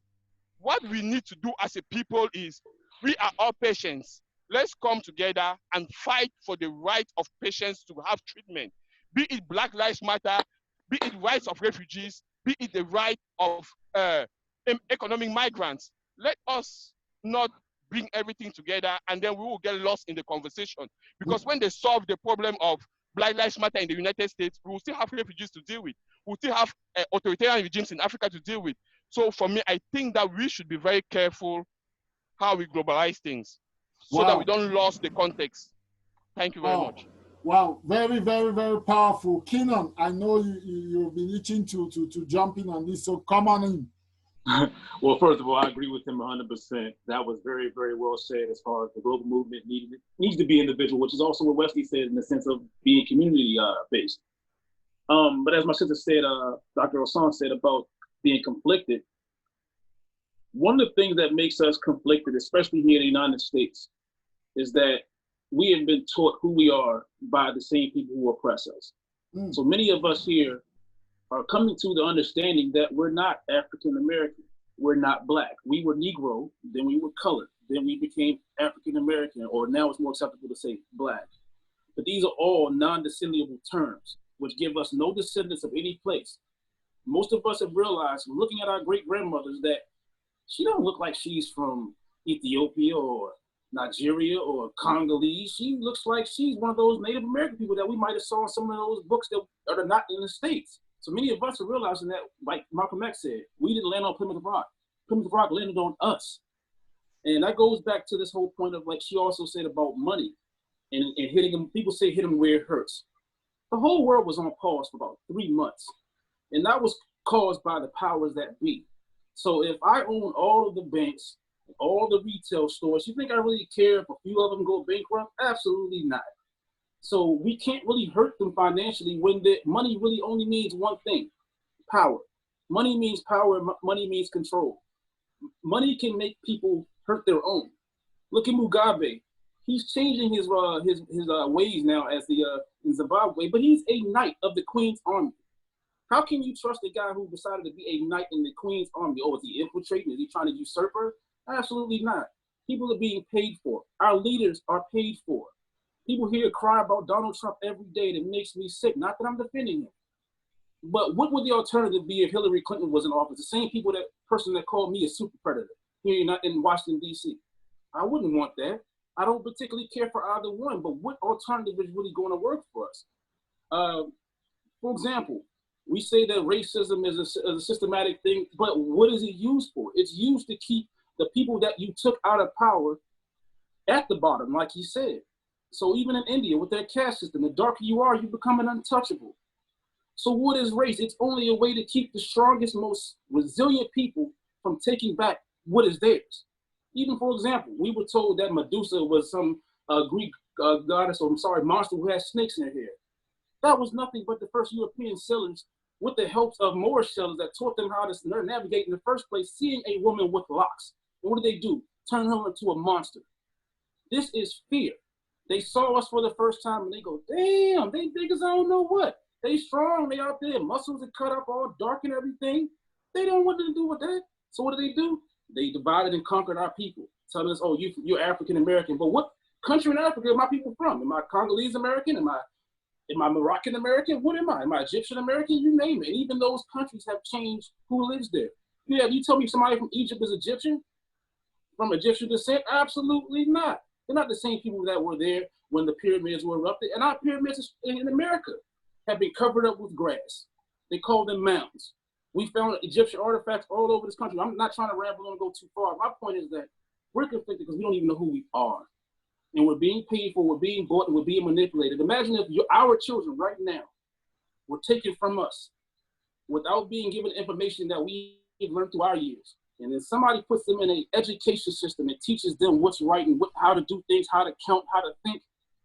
And even in our languages, we speak English, which is the most bastardized language in the world. And I say that because of the fact that it's the hardest to teach and it's the least efficient language there is. At one point, we were speaking here where our understanding was very, very small. We didn't need so many sounds and vowels. Eventually, it spread out to this point where now we're saying things that mean the same thing or mean different things that sound the same thing or spelled the same way. We're confused. We're thinking in a language that doesn't even make any damn sense. Like in the movie Amistad, and they asked him, what about if? And the man said, there is no if in my language. There are things that are absolutes in our words and in our thoughts that now are becoming ifs. And we're also dealing with emotions. People aren't able to sit back and think about, well, as early as 2012, our police departments were sent to Israel to learn how to protect the country from riots and militarizing our police, and the Pentagon giving them weapons and giving them gear. What do you think they were giving that for? In 2012, the Department of Defense bought 60 million rounds of ammunition for domestic purposes. Who do you think that's for? So if they are watching us and teaching us how to think and how to move from our movies, our TVs, the news, and everything else, they already know what we're going to do and how we're going to respond. Everywhere around the world, for that matter, because this global regime of power under the bankers that run our world, I don't want to get the conspiracy theories, but if we know that the DuPonts, the Rockefellers, and so on and so forth, all these rich families have so much more control than 99% of the rest of the world, then what power do we have other than taking it from them? We're not going to vote their power back. They took it with blood, sweat, and tears, and until we get sick and tired and do the same thing, we'll just be sitting around these round tables for years to come, protesting and crying about, will the white man please let me live? We were just telling ourselves a few years ago in these protests that we weren't black anymore. Most of us didn't even want to use the Black Lives Matter hashtag because we were saying that was a George Soros controlled thing. Most of us are still not calling ourselves black, or I don't want to say most, but some of us are learning what to call ourselves and who we are. Aborigines of this country, of Turtle Island. And now many of us are out there again, Black Lives Matter, Black Lives Matter. And it's not really, in my opinion, doing anything. Yeah, people are changing their ideals, the world's seeing it, but they're progressing. Who puts the stuff on the news and the media? They do. So if they're allowing these things to be seen, we watch black men or African-American men or whatever you want to call us get murdered on TV every other few months, and they allow us to see it. We get mad at Trump, but it happened more under Obama in his 8 years. Maybe under 4 more years of Trump, it could be the same thing. But the point is, it's the same thing over and over again. And in my opinion, in Minnesota, if they really wanted to do justice, instead of burning down the police department, which may have been done by the police possibly, or going and rioting in front of the Capitol or wherever they're going, go to the person's house. Until we start eye for an eye, in my humble opinion, we won't invoke the right type of fear to create the type of change that we need. And it's going to take sacrifice to get that change, in my humble opinion. Wow. powerful. You hit on some really powerful points. You hit on the issue of power, identity, and the complexity of what we seek as solutions going forward, because it's easy to say we want change, we want equality, but when it boils down to it, and we have to decide how that equality should come, how that change comes, then we are faced with our undealt with issues, whether it be issues amongst ourselves as Black folk or issues of more global context, like you've talked about, the powers that be who have institutionalized all of these regimes that we believe in and live by, and therefore are now rallying against, but are still held hostage to the whims and caprices of the ways these regimes work, like, you know, media and all of these various tools that are used to create world order. We kind of rely on the same tools to sort of make change. And so we have to talk and have these conversations. I wanted to, is Rochelle there? Okay. I wanted to ask you guys about this. Yes, Rochelle, I wanted to get you in on the conversation before I went to the next thing.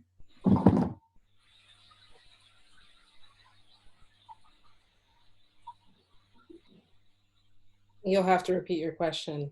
Yeah, no, I wanted to get your thoughts on what everybody has been talking about. I think we've zeroed down on the issues of power, the power differentials, identity, and if we're going to move forward, we have to have a better understanding of the power interest in the world or in the globe, and also our identities. And I mean, Dr. Song, when she was talked about this thing of, you know, is somebody really Black or white?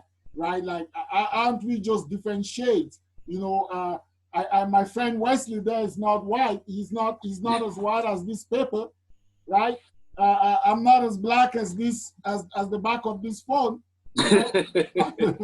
So the understanding of the language, and my brother Keenan was talking about the English language and delving a little bit into that. But let me hit this point before I throw it out to you. And I know I'm throwing a lot your way, but we've seen a movement and a change from the use of gender stereotypical language to gender neutral language. So you have now the use of they, we, people saying, hey, I'm gonna specify that I should be referred to as a he, his, and or a she, or all of these things. Is there room for us to also change the way we look at, or the way we apply color to our human views of ourselves, like saying white, Black, brown, this, that, you know, should we start to consider that kind of thinking, just the way it has been applied to the change in the use of gender neutral terminology? Okay.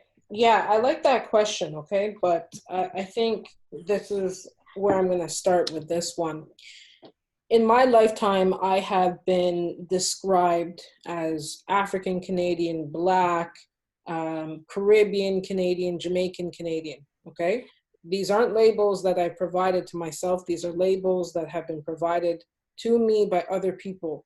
I don't have, personally, I don't have very much interest in picking one of these labels, but what it allows is it allows other people to put me in a category, and it allows people to have some very quick understanding of my cultural and background, my cultural and societal background, okay?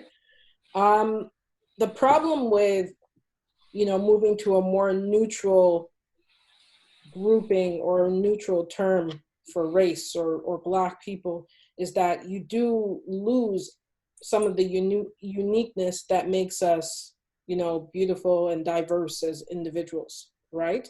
There are similarities and there's commonalities in being a person of color that I share with other people, but I'm also quite proud of my particular heritage being Caribbean, right? And you know, to say, you know, is there ever a space where you can have neutral wording? Of course there is. Depending on the individual, if they want to, you can identify as whatever you like, right? But I don't know that you're going to eradicate that grouping in society, and it's society that uses it. It's not me, right? Really, it's society. So that's so complicated. I don't know that you'll ever get everybody on board, to be honest. And so I think you'd have to have some almost shared understanding when you're moving to racial neutral terms or descriptors, right? And I think that's where we're going to struggle for a very long time. Yeah, I think that's pretty much all I have to say. I mean, I guess my question, you know, following yours is, do we need to move to racial neutral terms? Or is it sufficient that we can all be similar but unique, right? Have a similar shared experience, have a similar understanding of where we want to go as a community, but still say, well, this is, you know, my heritage, right? My heritage would come from, you know, the African diaspora relocated to Jamaica.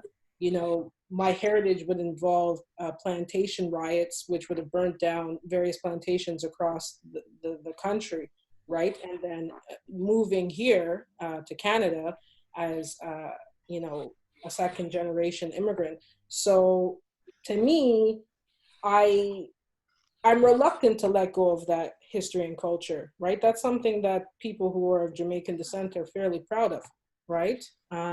So do I need to eradicate that piece to move to a more, you know, racial neutral descriptor?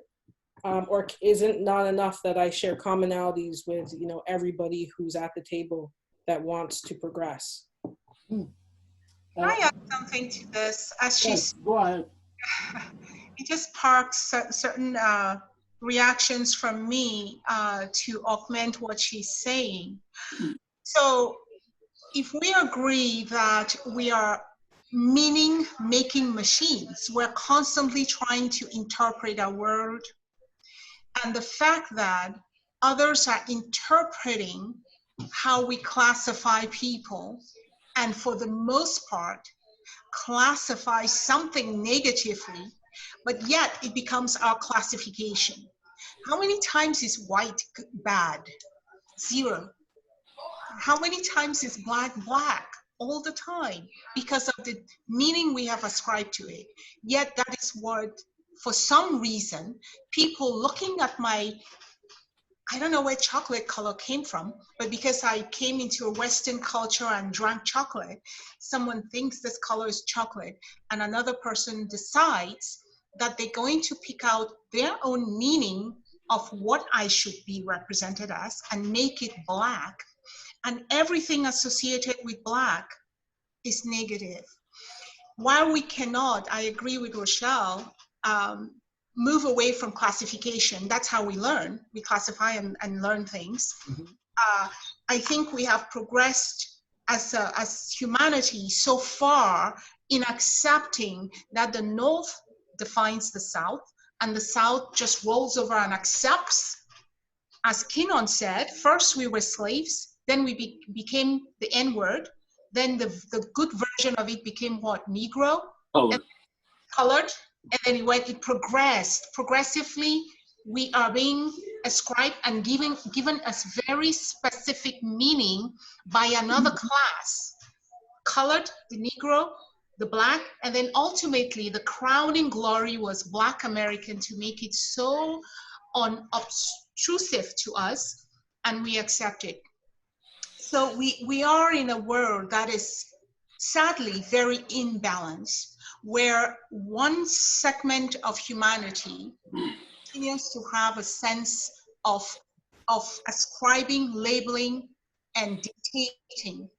And it takes us full circle where we began, which is, how do we get along from this moment, following the I can't breathe experiences, to create a new possibility. So the labels come from people who have decided to label. We have progressed so much to the point where it's going to take another humanity to say this is not Black. So how do we live with it and live with it positively? So I just wanted to add that to Rochelle's piece there, to say that we throughout our humanity, one segment has always been on the receiving end for how their histories are told. Mm, mm. Thank you very much for that. Thank you so much to all our panels. For anybody who's joining, this is Unfiltered. We've been having a really great conversation. I just want to put this out here right now. We will continue, as you all are aware. This is such a strong, loaded conversation that we have to unpack these things in different little bits and pieces, and we cannot do it all in this one sitting.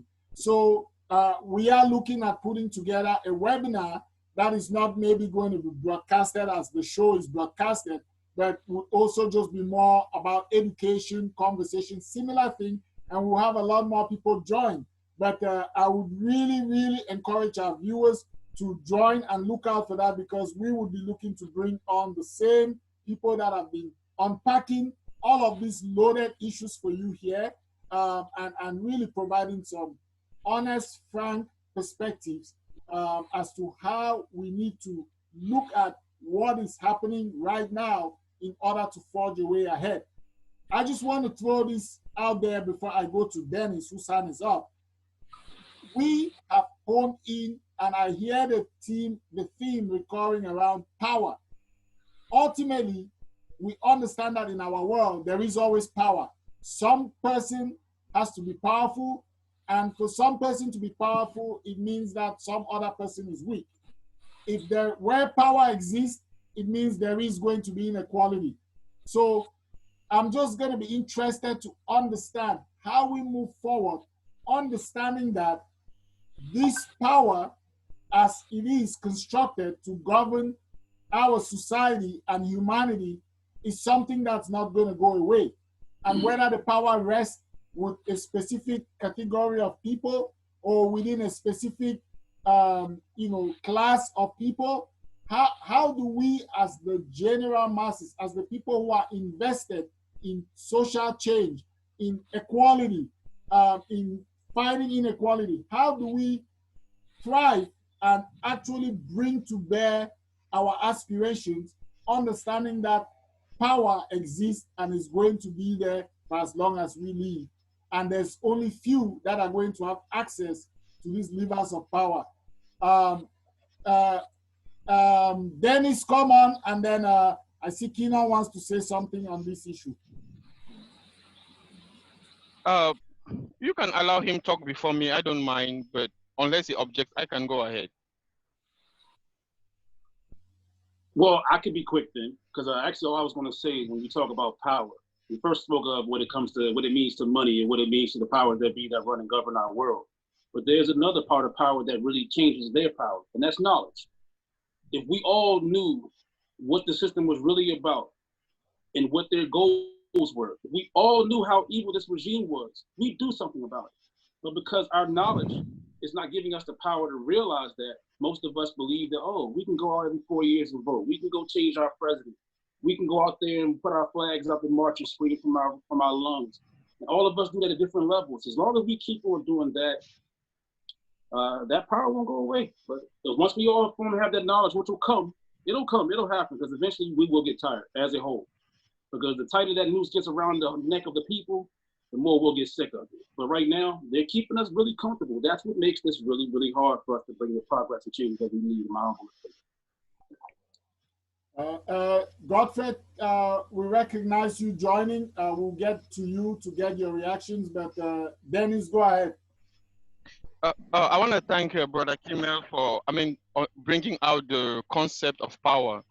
And I will still say the same thing, just in a different way. You know, there is like a saying in Africa that together we stand, separated we fall. I'm gonna make it look this way. I don't think that racism is a problem, because when they were locking in Mexican kids or kids crossing the border in cages, it wasn't done by white people. It was done by a few selected few. When they were calling Mexicans rapists, it was done by a few. When they were calling black people super predators, it was done by a few in power. When they decided to make the system mass incarceration, it was done by a few. When mayors and governors decided to use the police to bring up quotas and lock up black people disproportionately to make to gain revenue, it wasn't done by Chad or by Becky or by Lucy around the block. Now, this is my problem. I want us to really come to grasp with it. We are actually pointing fingers at the wrong people here, because the majority of white people in America still struggle to pay their house rent, still struggle to pay their bills, still struggle to send their children to school. Nobody is free. But what is happening is that, you know, when Obama came up, I'm sorry to say this, I'm not an Obama fan, but I believe in facts. He said, yes, we can.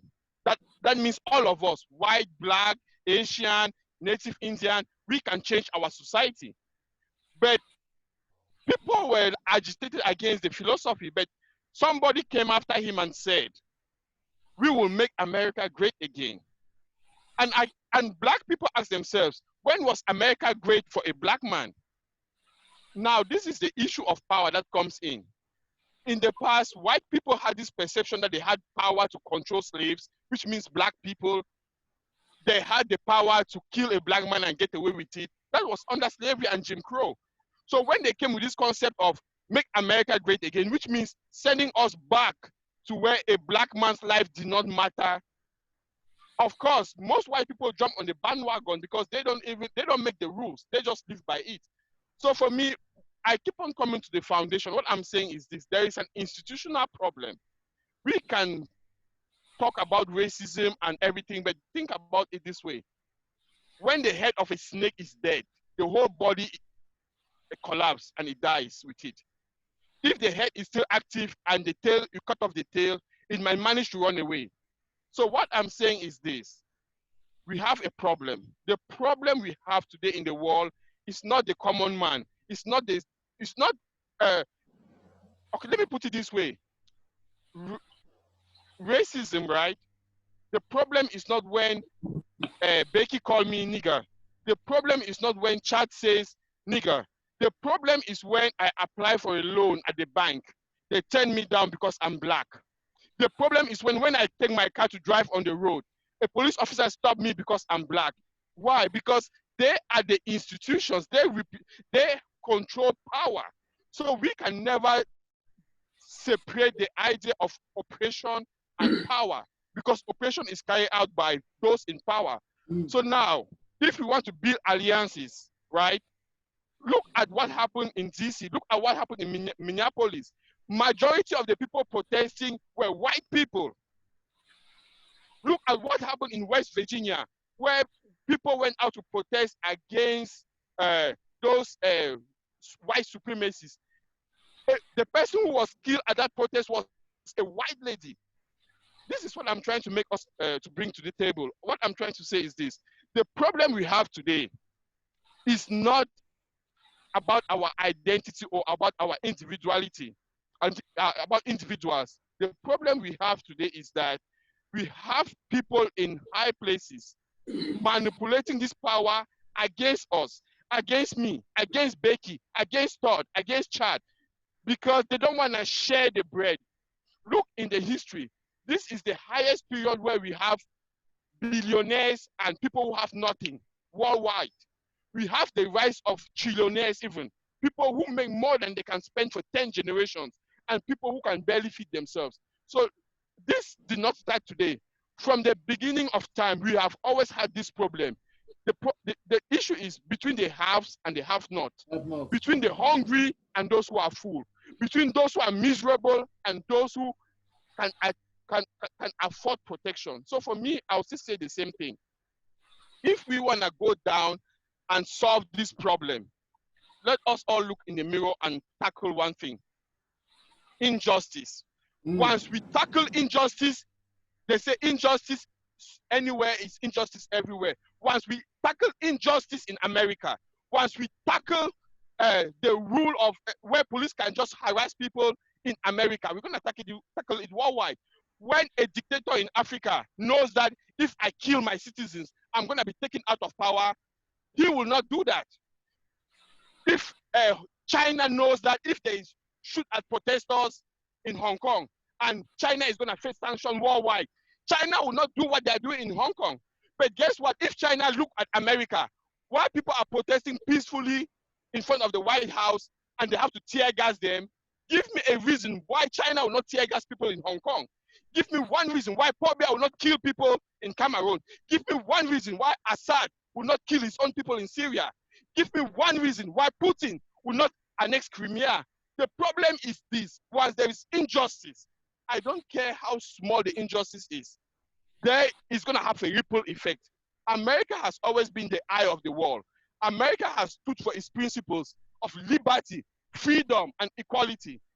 Because America is defaulting on those principles that the world holds dearly, there is a ripple effect all over the world.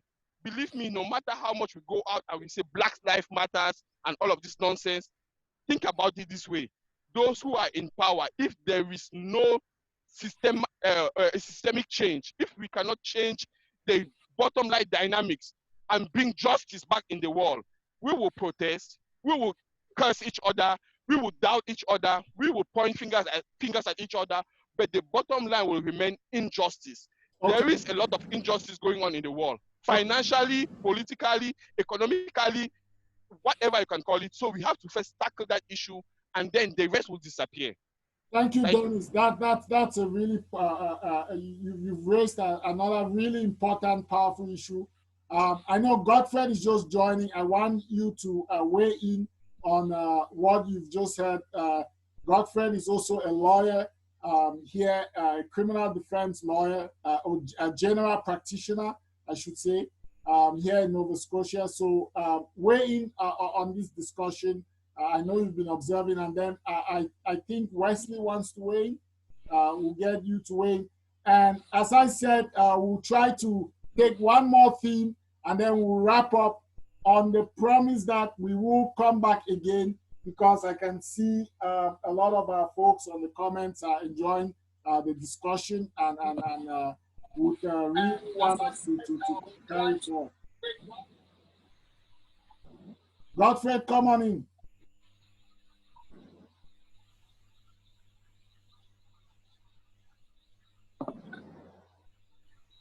We can't hear you.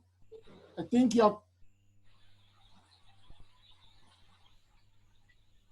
we can't hear you yet. Can you hear me now? Yes, yes. Okay, perfect. I was just saying, I don't know where to start. I believe the topic is inequality, racial discrimination. Racial inequality. We've talked a little bit about some of the you don't have to go. You don't have to repeat everything. Sure. And I believe everyone has spoken because I just joined. I don't want to jump the queue. If go ahead. Okay, perfect. So, well, I guess the background has to do with what happened in the U.S. With the killing of George Floyd and many others. Obviously, that's not really the first one. It's not new. Everyone has said this. I guess I'm preaching to the choir. But the fact of the matter is that these issues are real. This one is not different.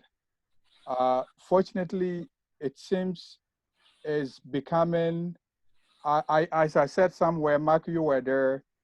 My only hope in all this is that this is not a movement, but this will become a movement because I know that there are so many people who are weighing in who traditionally would not have weighed in, and I'm talking about people you can call ally.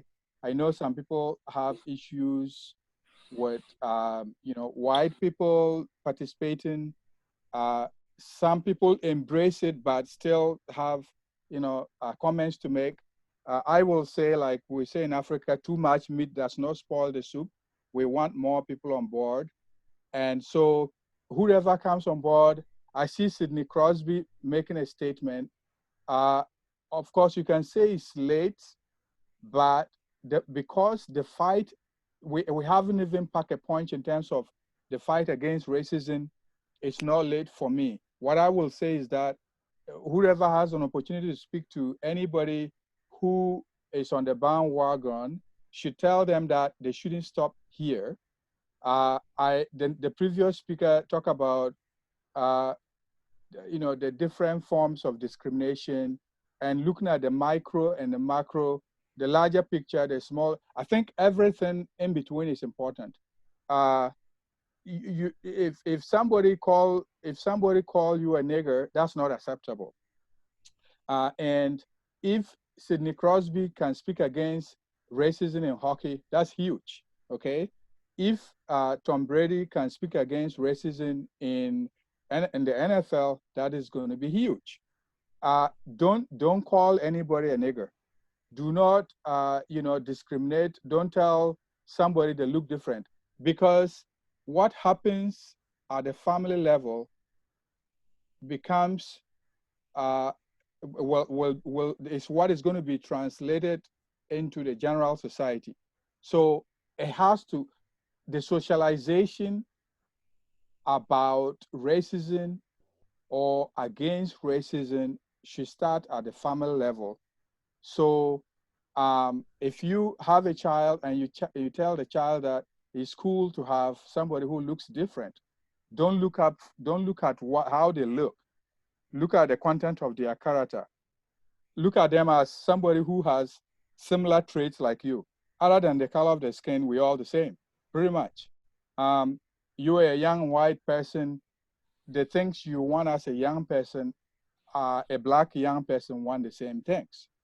And so if you tell your kid that, and they grow up knowing that it is not cool to call people names or refuse them a job because of the way they look, then even if that person doesn't do it to a black person himself, or a brown person, or a person of color, or whatever it is, or Asian himself or herself, they will, if they happen to be in a place of influence, they will definitely make policies that will ensure that nobody discriminates. So if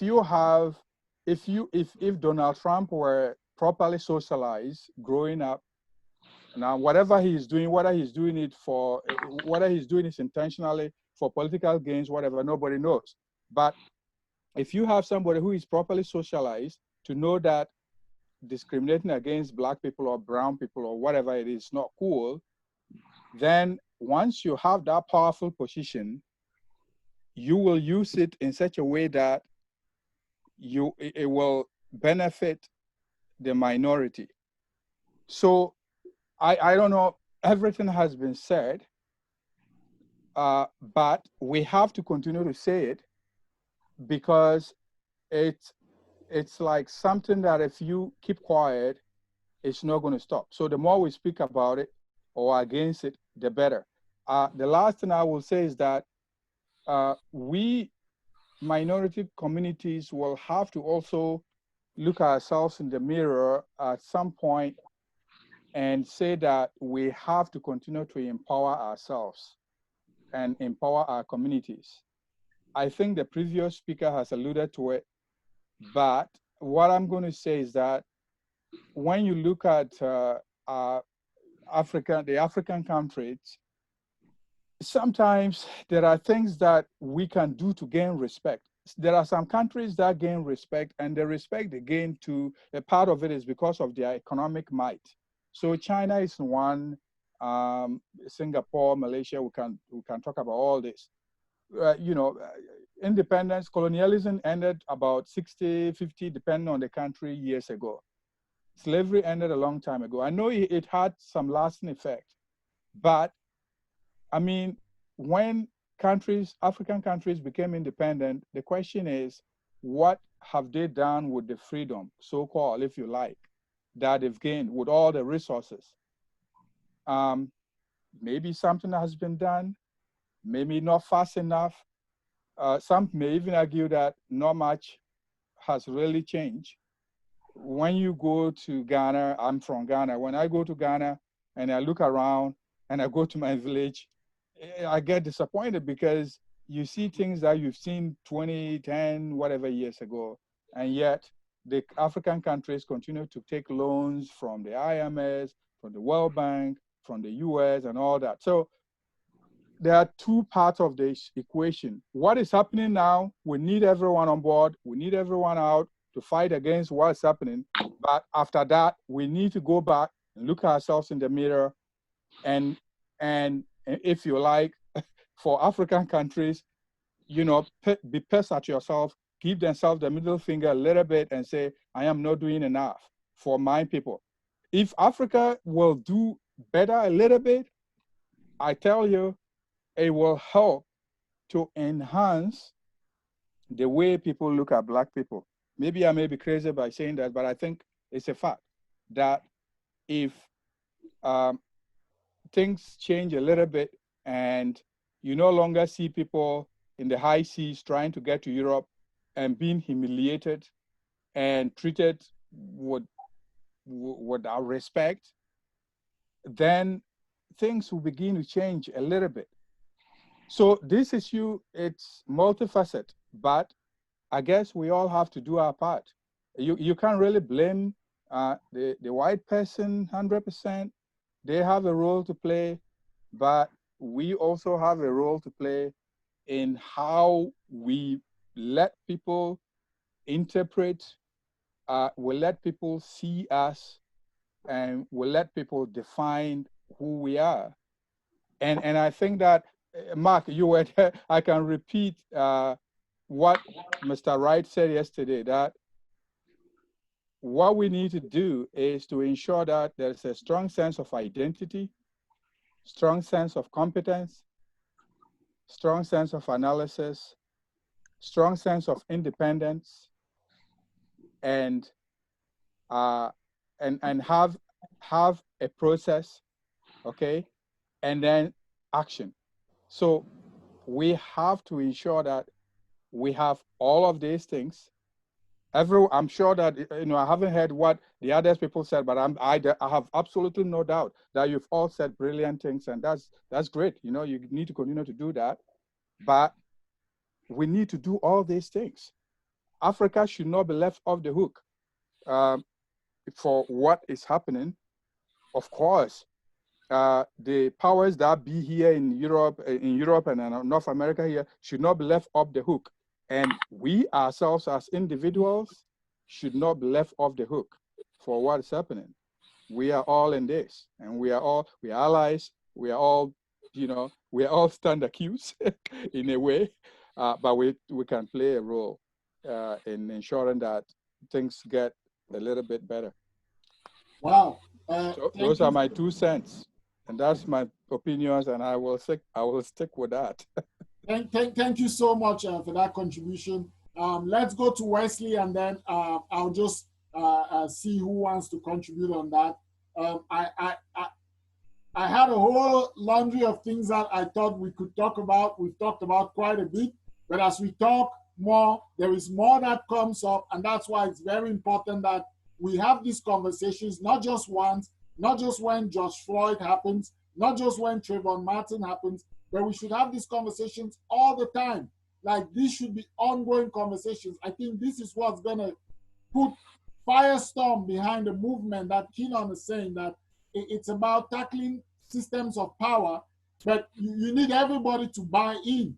You know, if there's just a few majority that have bought in, then you're still running against some of the people you want to save. So I think we're going to keep having this conversation. And I just want to throw this one thing out, but let's hear from Wesley. Yeah, thanks very much, everybody, for your contributions. Godfrey, thanks so much for your 2 cents. I agree with you. It is multifaceted.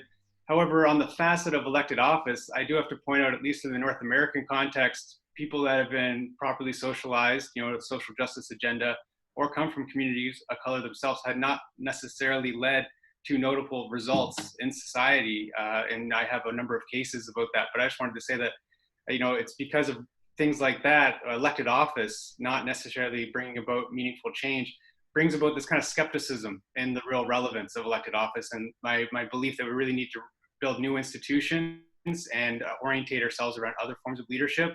What Keenan said about knowledge being an important factor resonates me more, among the many valuable contributions that this panel has made that I would love to respond to all. But I would just like to say, in terms of knowledge, I think that is such an important factor because it's within our own knowledge of what's going on in our communities. I'm not embedded within a community that experiences disproportional impacts of police brutality.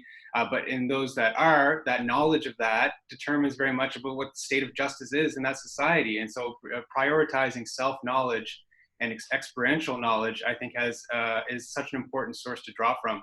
And of course, that self-knowledge should be curious and determined. And by curious, I mean ideally orientated around an explorative social justice agenda in which you're checking in with other people and learning about common concerns and definitions of justice so that you can, develop yours into a mature one. Also, the importance of media, such as this show itself, shows like democracynow.org and independent media that is being produced on the front line of these protests, one of which caught Boston police trashing their own police cruiser. All right, so we need these, our own eyes and ears on the community level have to be the place in which we gather knowledge in a curious fashion. Now, here's the slippery slope. It also has to be determined and interactive with the existing institutions. The importance, the priority of self-knowledge says to me, we shouldn't just take rules or a sense of the law and justice that is imposed, but we should, of course, move forward with our own. But it is important to interact with the existing legal system to develop more literacy, understanding, and sharpen our critiques, because it's the integration of the experiential knowledge and enriched masterful knowledge of existing institutions that I think will lead to change and effective forms of protest, such as Bobby Seale and Huey Newton being fully armed in front of police and winning stand downs because they knew their rights with the Second Amendment.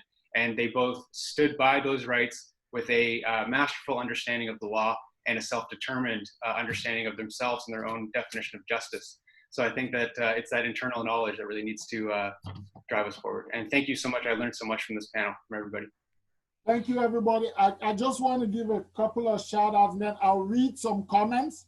I think that's what I should do. Read some comments from the comment section and then get your reactions on those.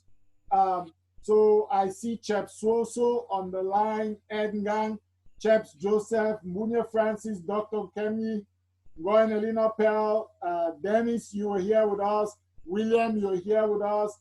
Nelson Bandla, Evaldine Furil, Robert Kennedy. Thank you all, viewers, for joining. Shannon, thank you all for contributing, for coming to support us. We will continue this conversation. I'm just going to read one comment here that and see what you guys think about it. This is from Ed Ngang. And he says, while other non-Black peoples in their societies have organized themselves so that they serve their best interests, every time they engage anyone in their environment, the Black peoples are right now suffering through life as if rules do not apply to them. So I think this is going back to some of the things that we were talking about in understanding the power structures that be. The reason maybe white folks can organize and access several levels of power is because they have that privilege. They come from these privileged structures. Maybe they understand it better. But we, the Black folks, maybe we understand the consequence of the systemic structures of powers on us, but we haven't really understood how to organize around taking down these powers of structures. So that is the comment from Ed. I want to hear your comments. Rochelle, let's get to you, Rochelle. You look like you wanted to pick on that. Your mic is off. I said, I think you know me very well. I think my face said it all. I think the difficulty with the comment, I think, is it's not recognizing, like you said, I think, a system of privilege. Okay.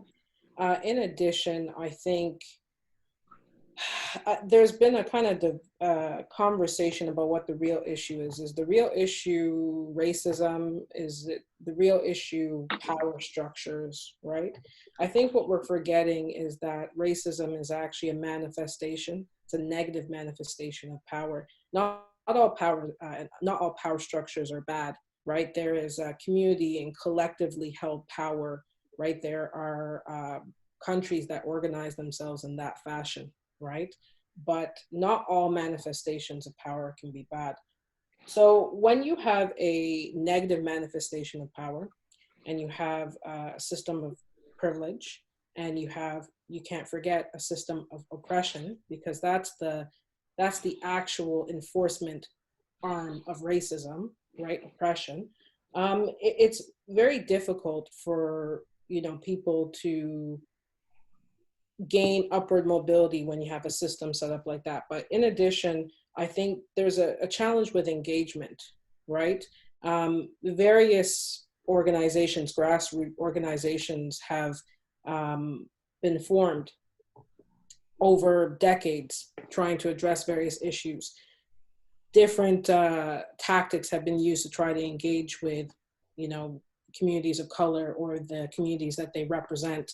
And the difficulty is a lot of people are struggling with basic survival needs that it's difficult to engage, right? It's difficult to always live your life in protest and resistance. So, I mean, it's very simplistic to look at a community and maybe attempt to challenge or critique as to why they aren't able to organize in the same way.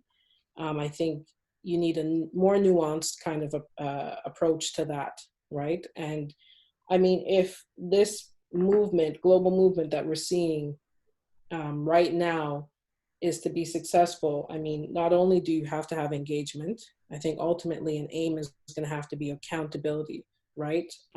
Right now, political leaders, corporation leaders, various agents are being called upon to show what their position is with respect to the issue that's going on, okay? So I think there needs to be accountability and they need to continue to be held accountable. But finally, I think you're going to have some type of reconciliation, right? I think the biggest issue becomes we are, as human beings, throughout our kind of the passage of time, we've been terrible at reconciling the present with the past, right? And instances like this continue to happen, right? Right now, there have been so many similar type, incidents of violence that I think communities are becoming desensitized to how frequently these things are occurring, not only just in North America, but you're also talking about around the world, right? And with the advent of social media, we're now seeing it, and it's splashed across your timeline every other day.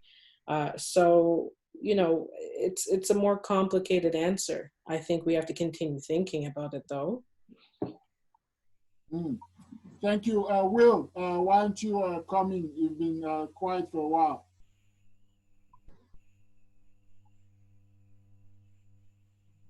Yes, thank you, Mark. I'll start with just a quick example, like, for instance, how to press about the power issue, right? The power between who's powerful, who's more powerful, who's weaker, who's stronger, and so on. So, which is really also all this injustice. Following, I think I don't know who is talking about it earlier, but it was quite emotional, and I understand because we're all emotional anyway. Everybody's fed up. Nelson Mandela once said that freedom is a key to success, right? And then I believe Kena also said something about knowledge. Knowledge is the true power.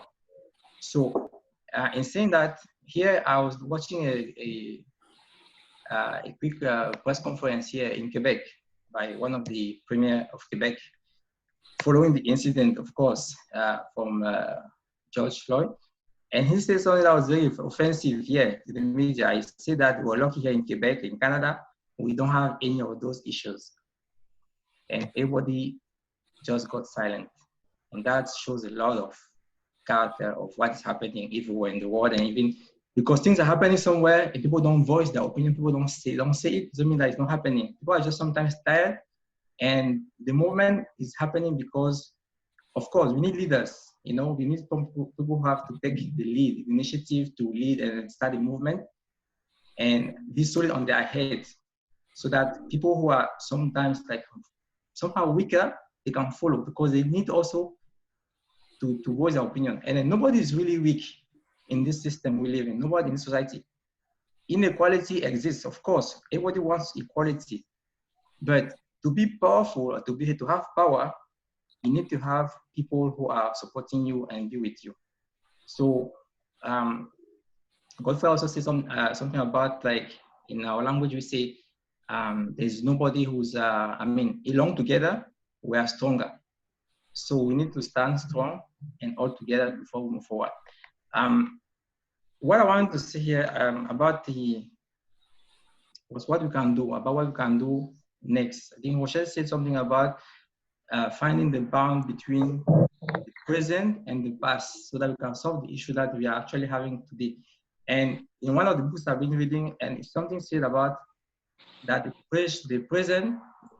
future is the new present.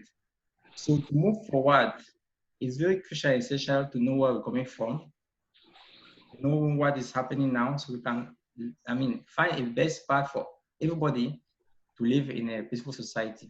And that's something that we're actually having a big issue, as Rochelle just said, because I was hearing, and I'm eager to talk, and I think we can really, there are many facets we can go through with this issue here. And I'll just stop there for now, and I hope that we can have another rematch of this remake event. And then I know, Mark, sorry, I know that other people who are commenting and wanting to, I don't know how they can join, but maybe the next one you can just explain that to them. Yes. Yes. And I'm also limited because I'm streaming it. It's hard for me to see every comment. It's only letting me see so many.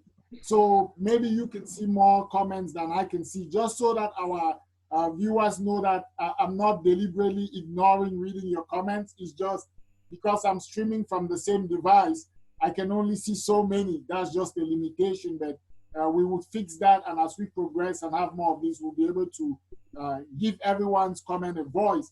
I just want to read something here as we are wrapping up and then get your perspectives on it. We've talked so much about the issues. We've unpacked a lot of things. We've ventured into some of the ways we might go forward, but I think the solutions, practical ways to the solutions, are something that we would want to talk a lot more about going forward. But I'll read this statement. This is not a statement, it's just, this came from one of my mentors, also a very smart lawyer, Mr. Peter McVeigh, and he really captured something that I think we've been talking about. So I'll read it and get your reactions. And it said, watching the US Cameroonian politics situation has reminded me more than ever that Lenin got it right in 1913 when he said as follows: a revolution is impossible without a revolutionary situation. We indicate the following three major symptoms.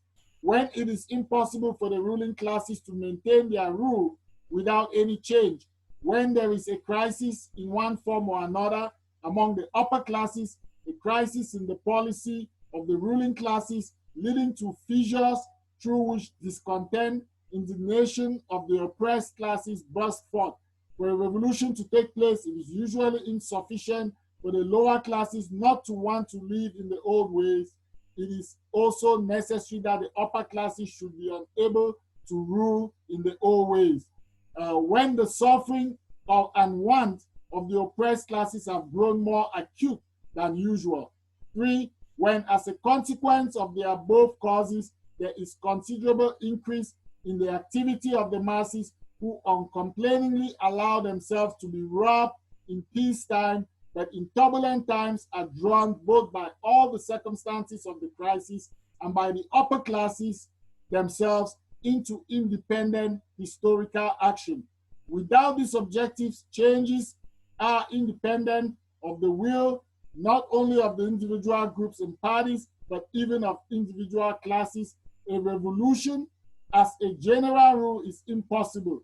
The totality of all these objective changes is called a revolutionary situation. I think what we have been discussing today, I think, I wanted to read that because it really captures all of the different things that we have unpacked in this conversation. And we are saying that we are seeing, maybe it is the precursor to a revolutionary situation that I can feel the spirit of revolution in the air. The question is, are we going to capitalize it and see its full force and effect come to bear? Thoughts? Can I step in here if you don't mind? Sure. I would say that let's make our comments a little bit, I want us to wrap up at the top of the hour. So I'll give everybody at least 2 minutes so that we can polish our comments on this. And as I promised, we would have another session. Okay, thank you. Can you hear me? Sure. Yes, also I'm going to answer to both people, to both Edwin and the other questions really short. Now, this is the first problem we have to face. We have to identify the problem. Is the problem racism against blacks, or is the problem injustice against the weak, the vulnerable, and the neglected? If we can identify the problem globally, we can bring a global solution to it. But if we cannot identify the problem globally, let's take the problem segmentally as it comes. So now I'm going to say this. In America, we have noticed that there is a lot of injustice, from police brutality to income inequality and to just mass incarceration. We can name all of them. So what I'm going to say is this. If you want to bring meaningful change, we should be able to bring all the problems, diagnose it, and offer each segment of the society the solutions that they need to their problems. African Americans might not have a colonial problem. They might not have an imperialist problem, but they have a police brutality problem. How can we help them solve that problem? Africa, on the other hand, they might not have a Black Lives Matter problem because everybody in Africa is Black, in quotes. But they have a situation where the authority is using the police disproportionately to inflict pains on them and keep themselves in power for too long. We need to look for a different approach towards that. And now we go to Asia. What is the problem Asia is facing? Is it democracy? We support them in that field. We go to Middle East. What are they facing? Is it terrorism? Is it land confiscation by the Jewish people who have settled in Palestine, and they make the Palestinian people homeless? We solve that and look for a way to create a Jewish homeland for the Jews and a Palestinian homeland for the Palestinians. So what I'm trying to say is this. The bottom line is injustice, but we will need to come together as a people and see how we can solve the problem of each group, because one solution can't solve all problems. There is no panacea for problem in the world. Before Jesus Christ was born, there were problems. During his lifetime, there were problems. There were the rich, the poor, and the homeless. After he died, we still have the same problems. We will die and we'll live the same problems. The solution is this. What is the solution for our generation? If we can identify it and we solve that, we will live happily. When our children will come after us, they will identify their own problems. Maybe it will be transgender issue, maybe it will be gay issue, maybe it will be economic issues. They will solve theirs. But to pretend that there is a solution we can bring today to solve all the world's problems, that would be trying to be naive. So personally, what I would say is this: let us look for the solutions that can suit each category. And Well that is said. my contribution. Well said. Thank you so much, Dennis. I'm just going to go around so each person has 2 minutes, and you can add your closing remarks into what you're saying. So who wants to go next? Okay, Dr. Osong, go ahead. So very, very spirited debate, consistent with the times. Everybody has something they have to get off their chest because our collective humanity is at risk here. I really am in tune with what my brother has said. I don't see his name, but I believe you called him Dennis, right? The last speaker. Yes. Yes, so he speaks to a lot of things that I would like to share. But in concluding, first of all, Mark, thank you for this discussion. It's one that we have to have. We don't always have the opportunity to engage each other. We just receive, and sometimes we need these opportunities to let out. So concluding, America is facing a pivotal time in its life. The world is changing on our feet as we know it, right? If there were ever a time where we are all confused, there are too many questions and too many solutions that all in one cannot be implemented. We have to at some point take a breather, step back and reassess. So there are many suggestions that have been offered for our George Floyd moment, because policing is really about peace. Policing should be bring the suspect in alive. Like the white boy in I don't know what state caught after killing 2 people, he was offered water, because we are all ultimately each other's keeper. So bring the suspect in alive. Whatever goes in to make that a policy, that would be one of the solutions if I can offer anything. But as the previous speaker said, there is no global solution that any one person or any one collective movement can offer. But in solidarity, we are watching what's going on in the global north.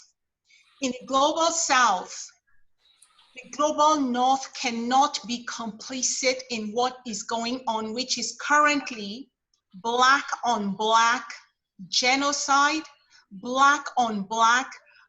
I don't want to use the word racism because we are both the same race.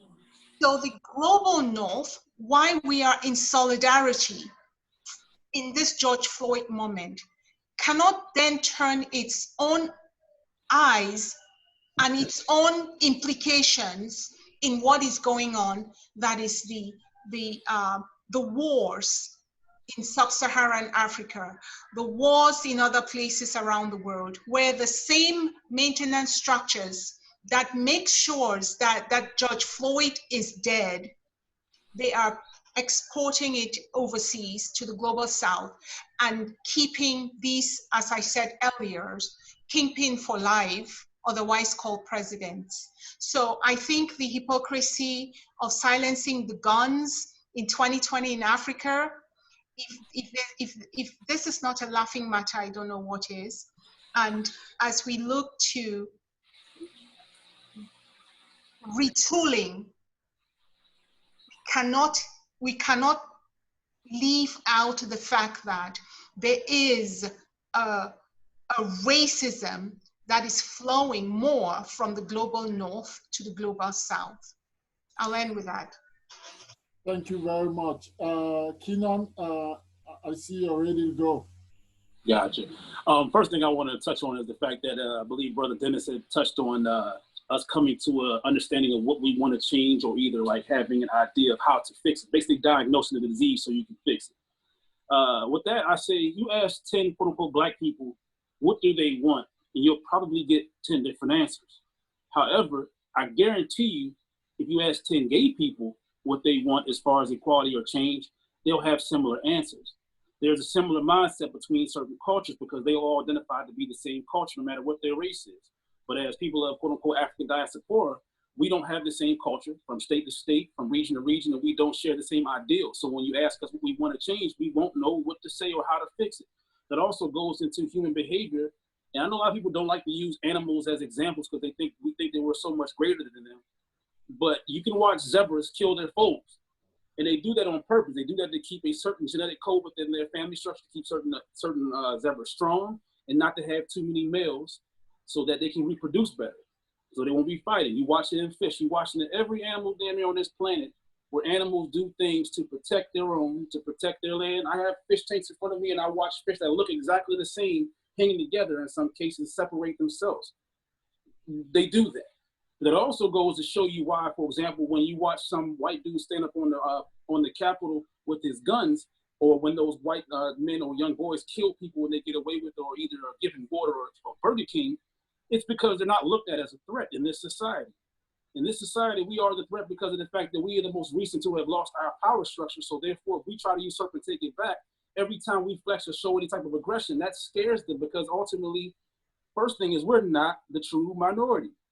You look at the numbers in this world, Caucasians make up less than 10% of the world's population, but yet they have more control over the resources than even Africa. Like you said, until Africa is free, none of the world will be because of the fact that all the vast majority of the resources are coming from there.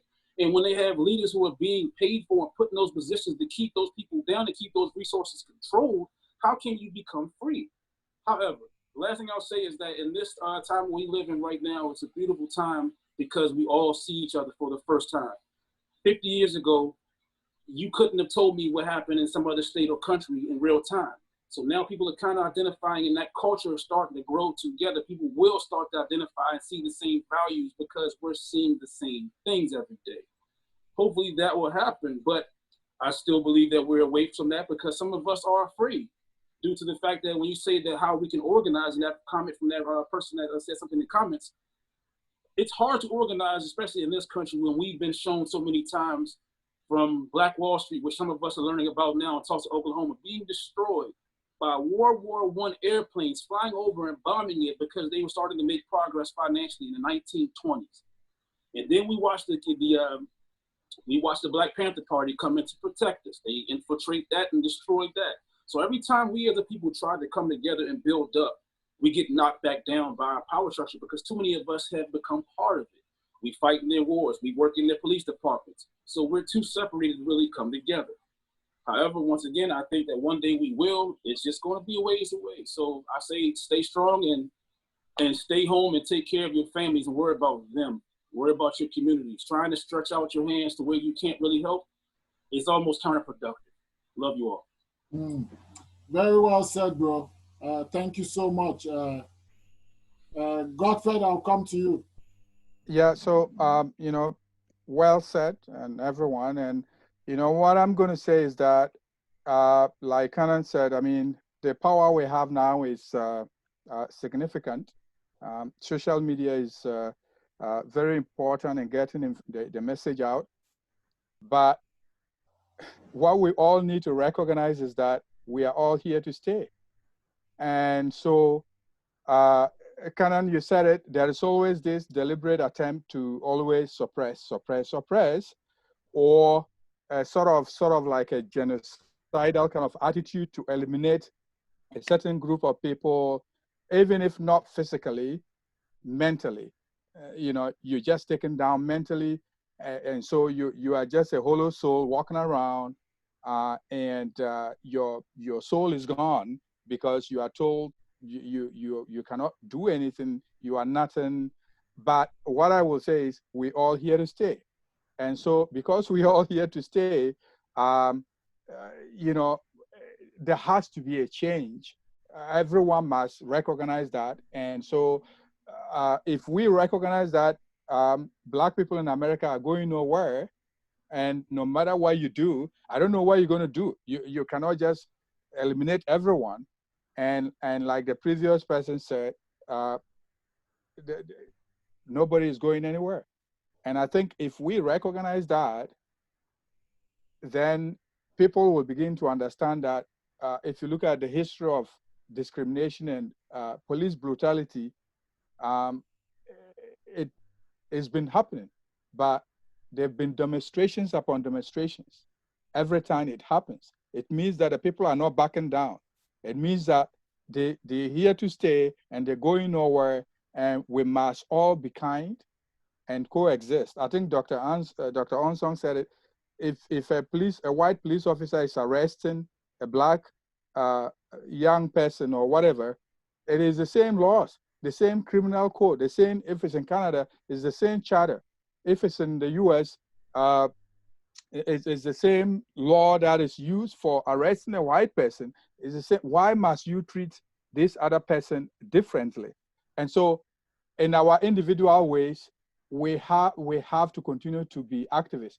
And I know that we are all activists in our little pockets. And when we do that and we bring it collectively, it goes somewhere. And so the last point I'll make is that I know this can take a toll on all of us, mentally and so many other ways. But like somebody said, that uh, you know, it's like swallowing a vial of poison and expecting another person to die. So we need to be careful as we fight along that, like the previous canon said, we need to take care of each other. Let's be kind.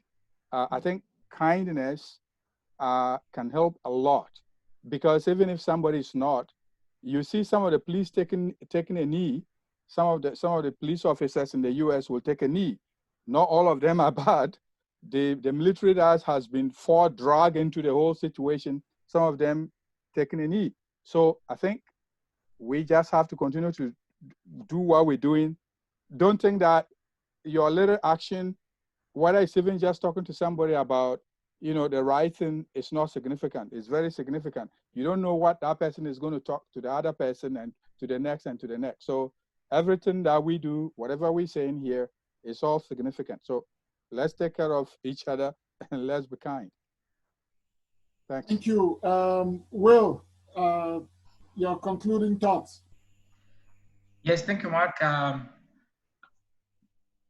My own is just, just to maybe underline, not because I'm from Cameroon as well, some of the aspects that Dr. Osong talked about in Cameroon, especially in Cameroon, because I believe it was Dennis, you said, his name was, said something about Black people suffering in Southeast Asia also. And I will go to name also another country that maybe he forgot to mention, because I mean, the most countries, and I'll name the Philippines because I was there and I witnessed some of those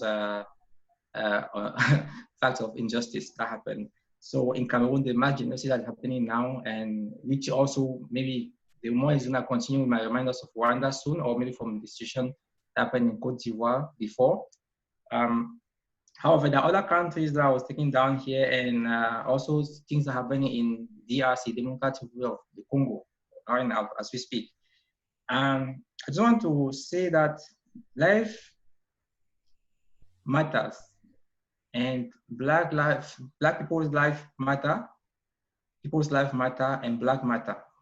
And I'll finish here by just naming some of the our ancestors who were fighters in this kind of fight, and then just to remind us how strong we can be. And then although they work so hard and give their lives, so I will start by naming, they actually, believe me, there's so many, this is exhaustive here, I was just gonna pick a few. Kwame Nkrumah of Ghana, Nelson Mandela of South Africa, Malcolm X from the United States, Martin Luther King, Abraham Lincoln, and so on and so on, it just goes on. So that, I'll conclude there, and I'll just say, let's be strong and then keep on fighting the good fight, and then it's not lost. And this is not for unnecessary means. Thank you. Thank you, Will. We'll go to Wesley, and then we'll come to Rochelle to conclude. Yeah, I think that, so much has already been said so well. I have very little to add, but I would just like to kind of reiterate that I think what's going to move us forward is prioritizing our own kind of dissatisfaction with existing institutions. I think the COVID-19 pandemic has exposed many of the long-running vulnerabilities and weaknesses within existing state institutions, as well as the strengths that exist on the community level in terms of determining resiliency and well-being during an outbreak, and addressing the gaps that exist in government aid or make up for the mistakes made by elected officials and other decision makers. I also think that people need to prioritize the influence and impact that community can have by realizing that in many cases, officers, so in the most recent case of George Floyd, the officer would perhaps not have been charged or arrested. All the officers might not have been charged or arrested if there wasn't a community expression of dissatisfaction, what came out in a violent fashion, but I believe that violence is merited given the magnitude of the issue. And that also played out in another case, which I was hoping to ask some of the legal experts that are present today about the public's role in making sure the judicial system is functioning, because also when George Zimmerman was arrested for killing Trayvon Martin, it was because of a community pushback calling for his arrest, and the presiding judge said, activism has no bearing here. This is the legal system at work. We would have arrested him anyway, and I question that. So along with prioritizing our own sense of dissatisfaction, because in different communities, there's different reasons for dissatisfaction and serious problems in those communities. So different people, such as, to divide it broadly, white people have different dissatisfactions to discover, and then there are some serious long-running historic issues within marginalized and communities of color. And so that we are not only focusing, this is specific work that has to be done, I think, within the privileged community that I'm in, is prioritizing the importance of care and compassion, and not just looking at our own issues, but looking broadly at the state of society and engaging more broadly in an active sense, and helping to make sure that we are all rising together, as the kind of national slogans and liberal values would have us believe. But as we can see around our communities, that's really just not the case. So we have to prioritize our own view and be reaching out compassionately and actively to be able to change society. And I think that's what's going to make sure that what's being felt so strongly now is not forgotten. Thank you so much. Rochelle, go ahead. So yes, no, I want to express my gratitude for, being included on this panel, because I can't think of a better way to spend my weekend, and rather than engaging in these type of conversations. Has given me a lot to think about and different perspectives from very well-spoken individuals. So thank you for that. But I'm reminded, and I'm reflecting on a quote by Dr. King, and it's, the quote about freedom never being voluntarily given by the oppressor, it's demanded by the oppressed. And ultimately, what I would like to see out of this movement, there's going to be a collective outcome, one that's reached by everybody coming together, but I also think about the individual outcome that I'd like to see. I hope that everybody, whether they are people who are in the communities of color or people who are joining in as allies, I hope everybody finds the thing that they can do that allows them to demand change. So whatever each individual feels comfortable doing, or maybe even being pushed out of their comfort zone, whatever they ultimately feel that they can contribute, I think should be accepted, and I think is valuable.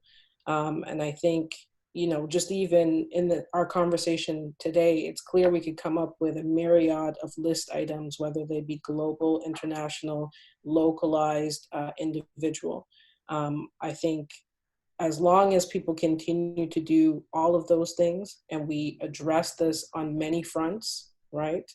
Individually, locally, going further globally, I think that this is something that you can smell the change in the air. This is a moment in history.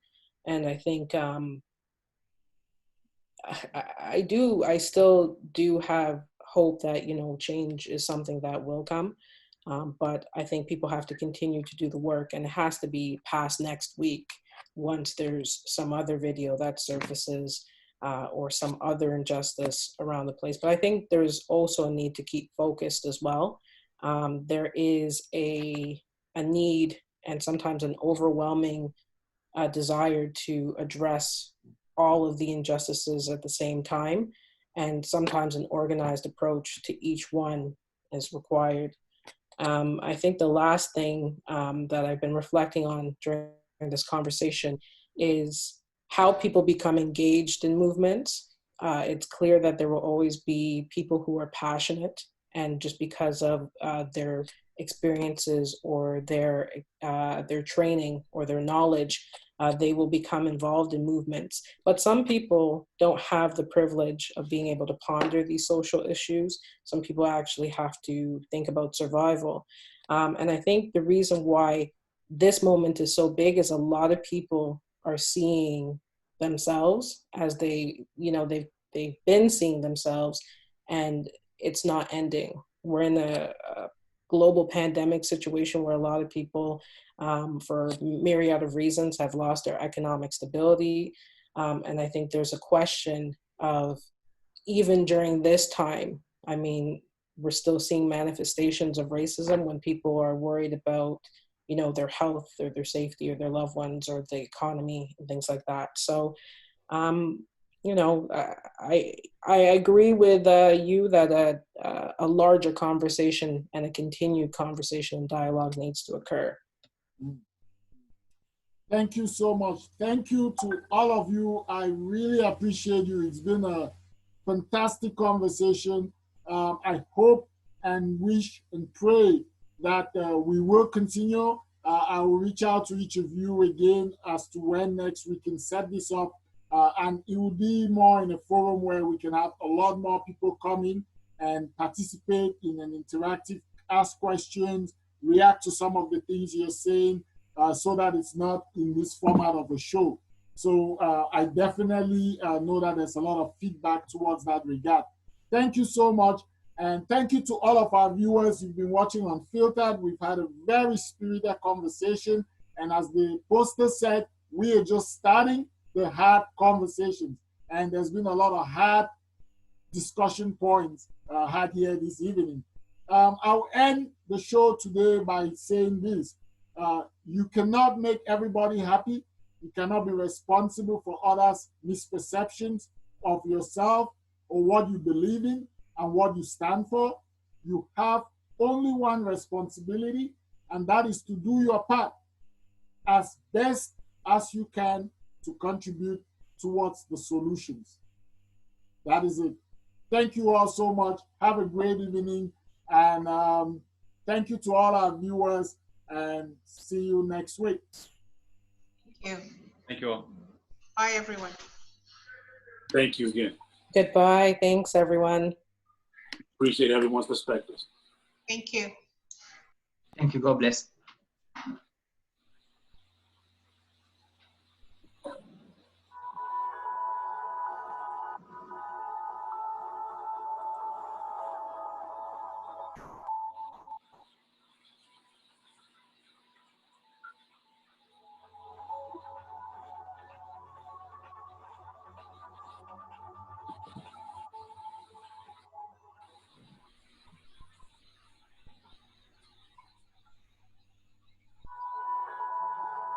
I'm back.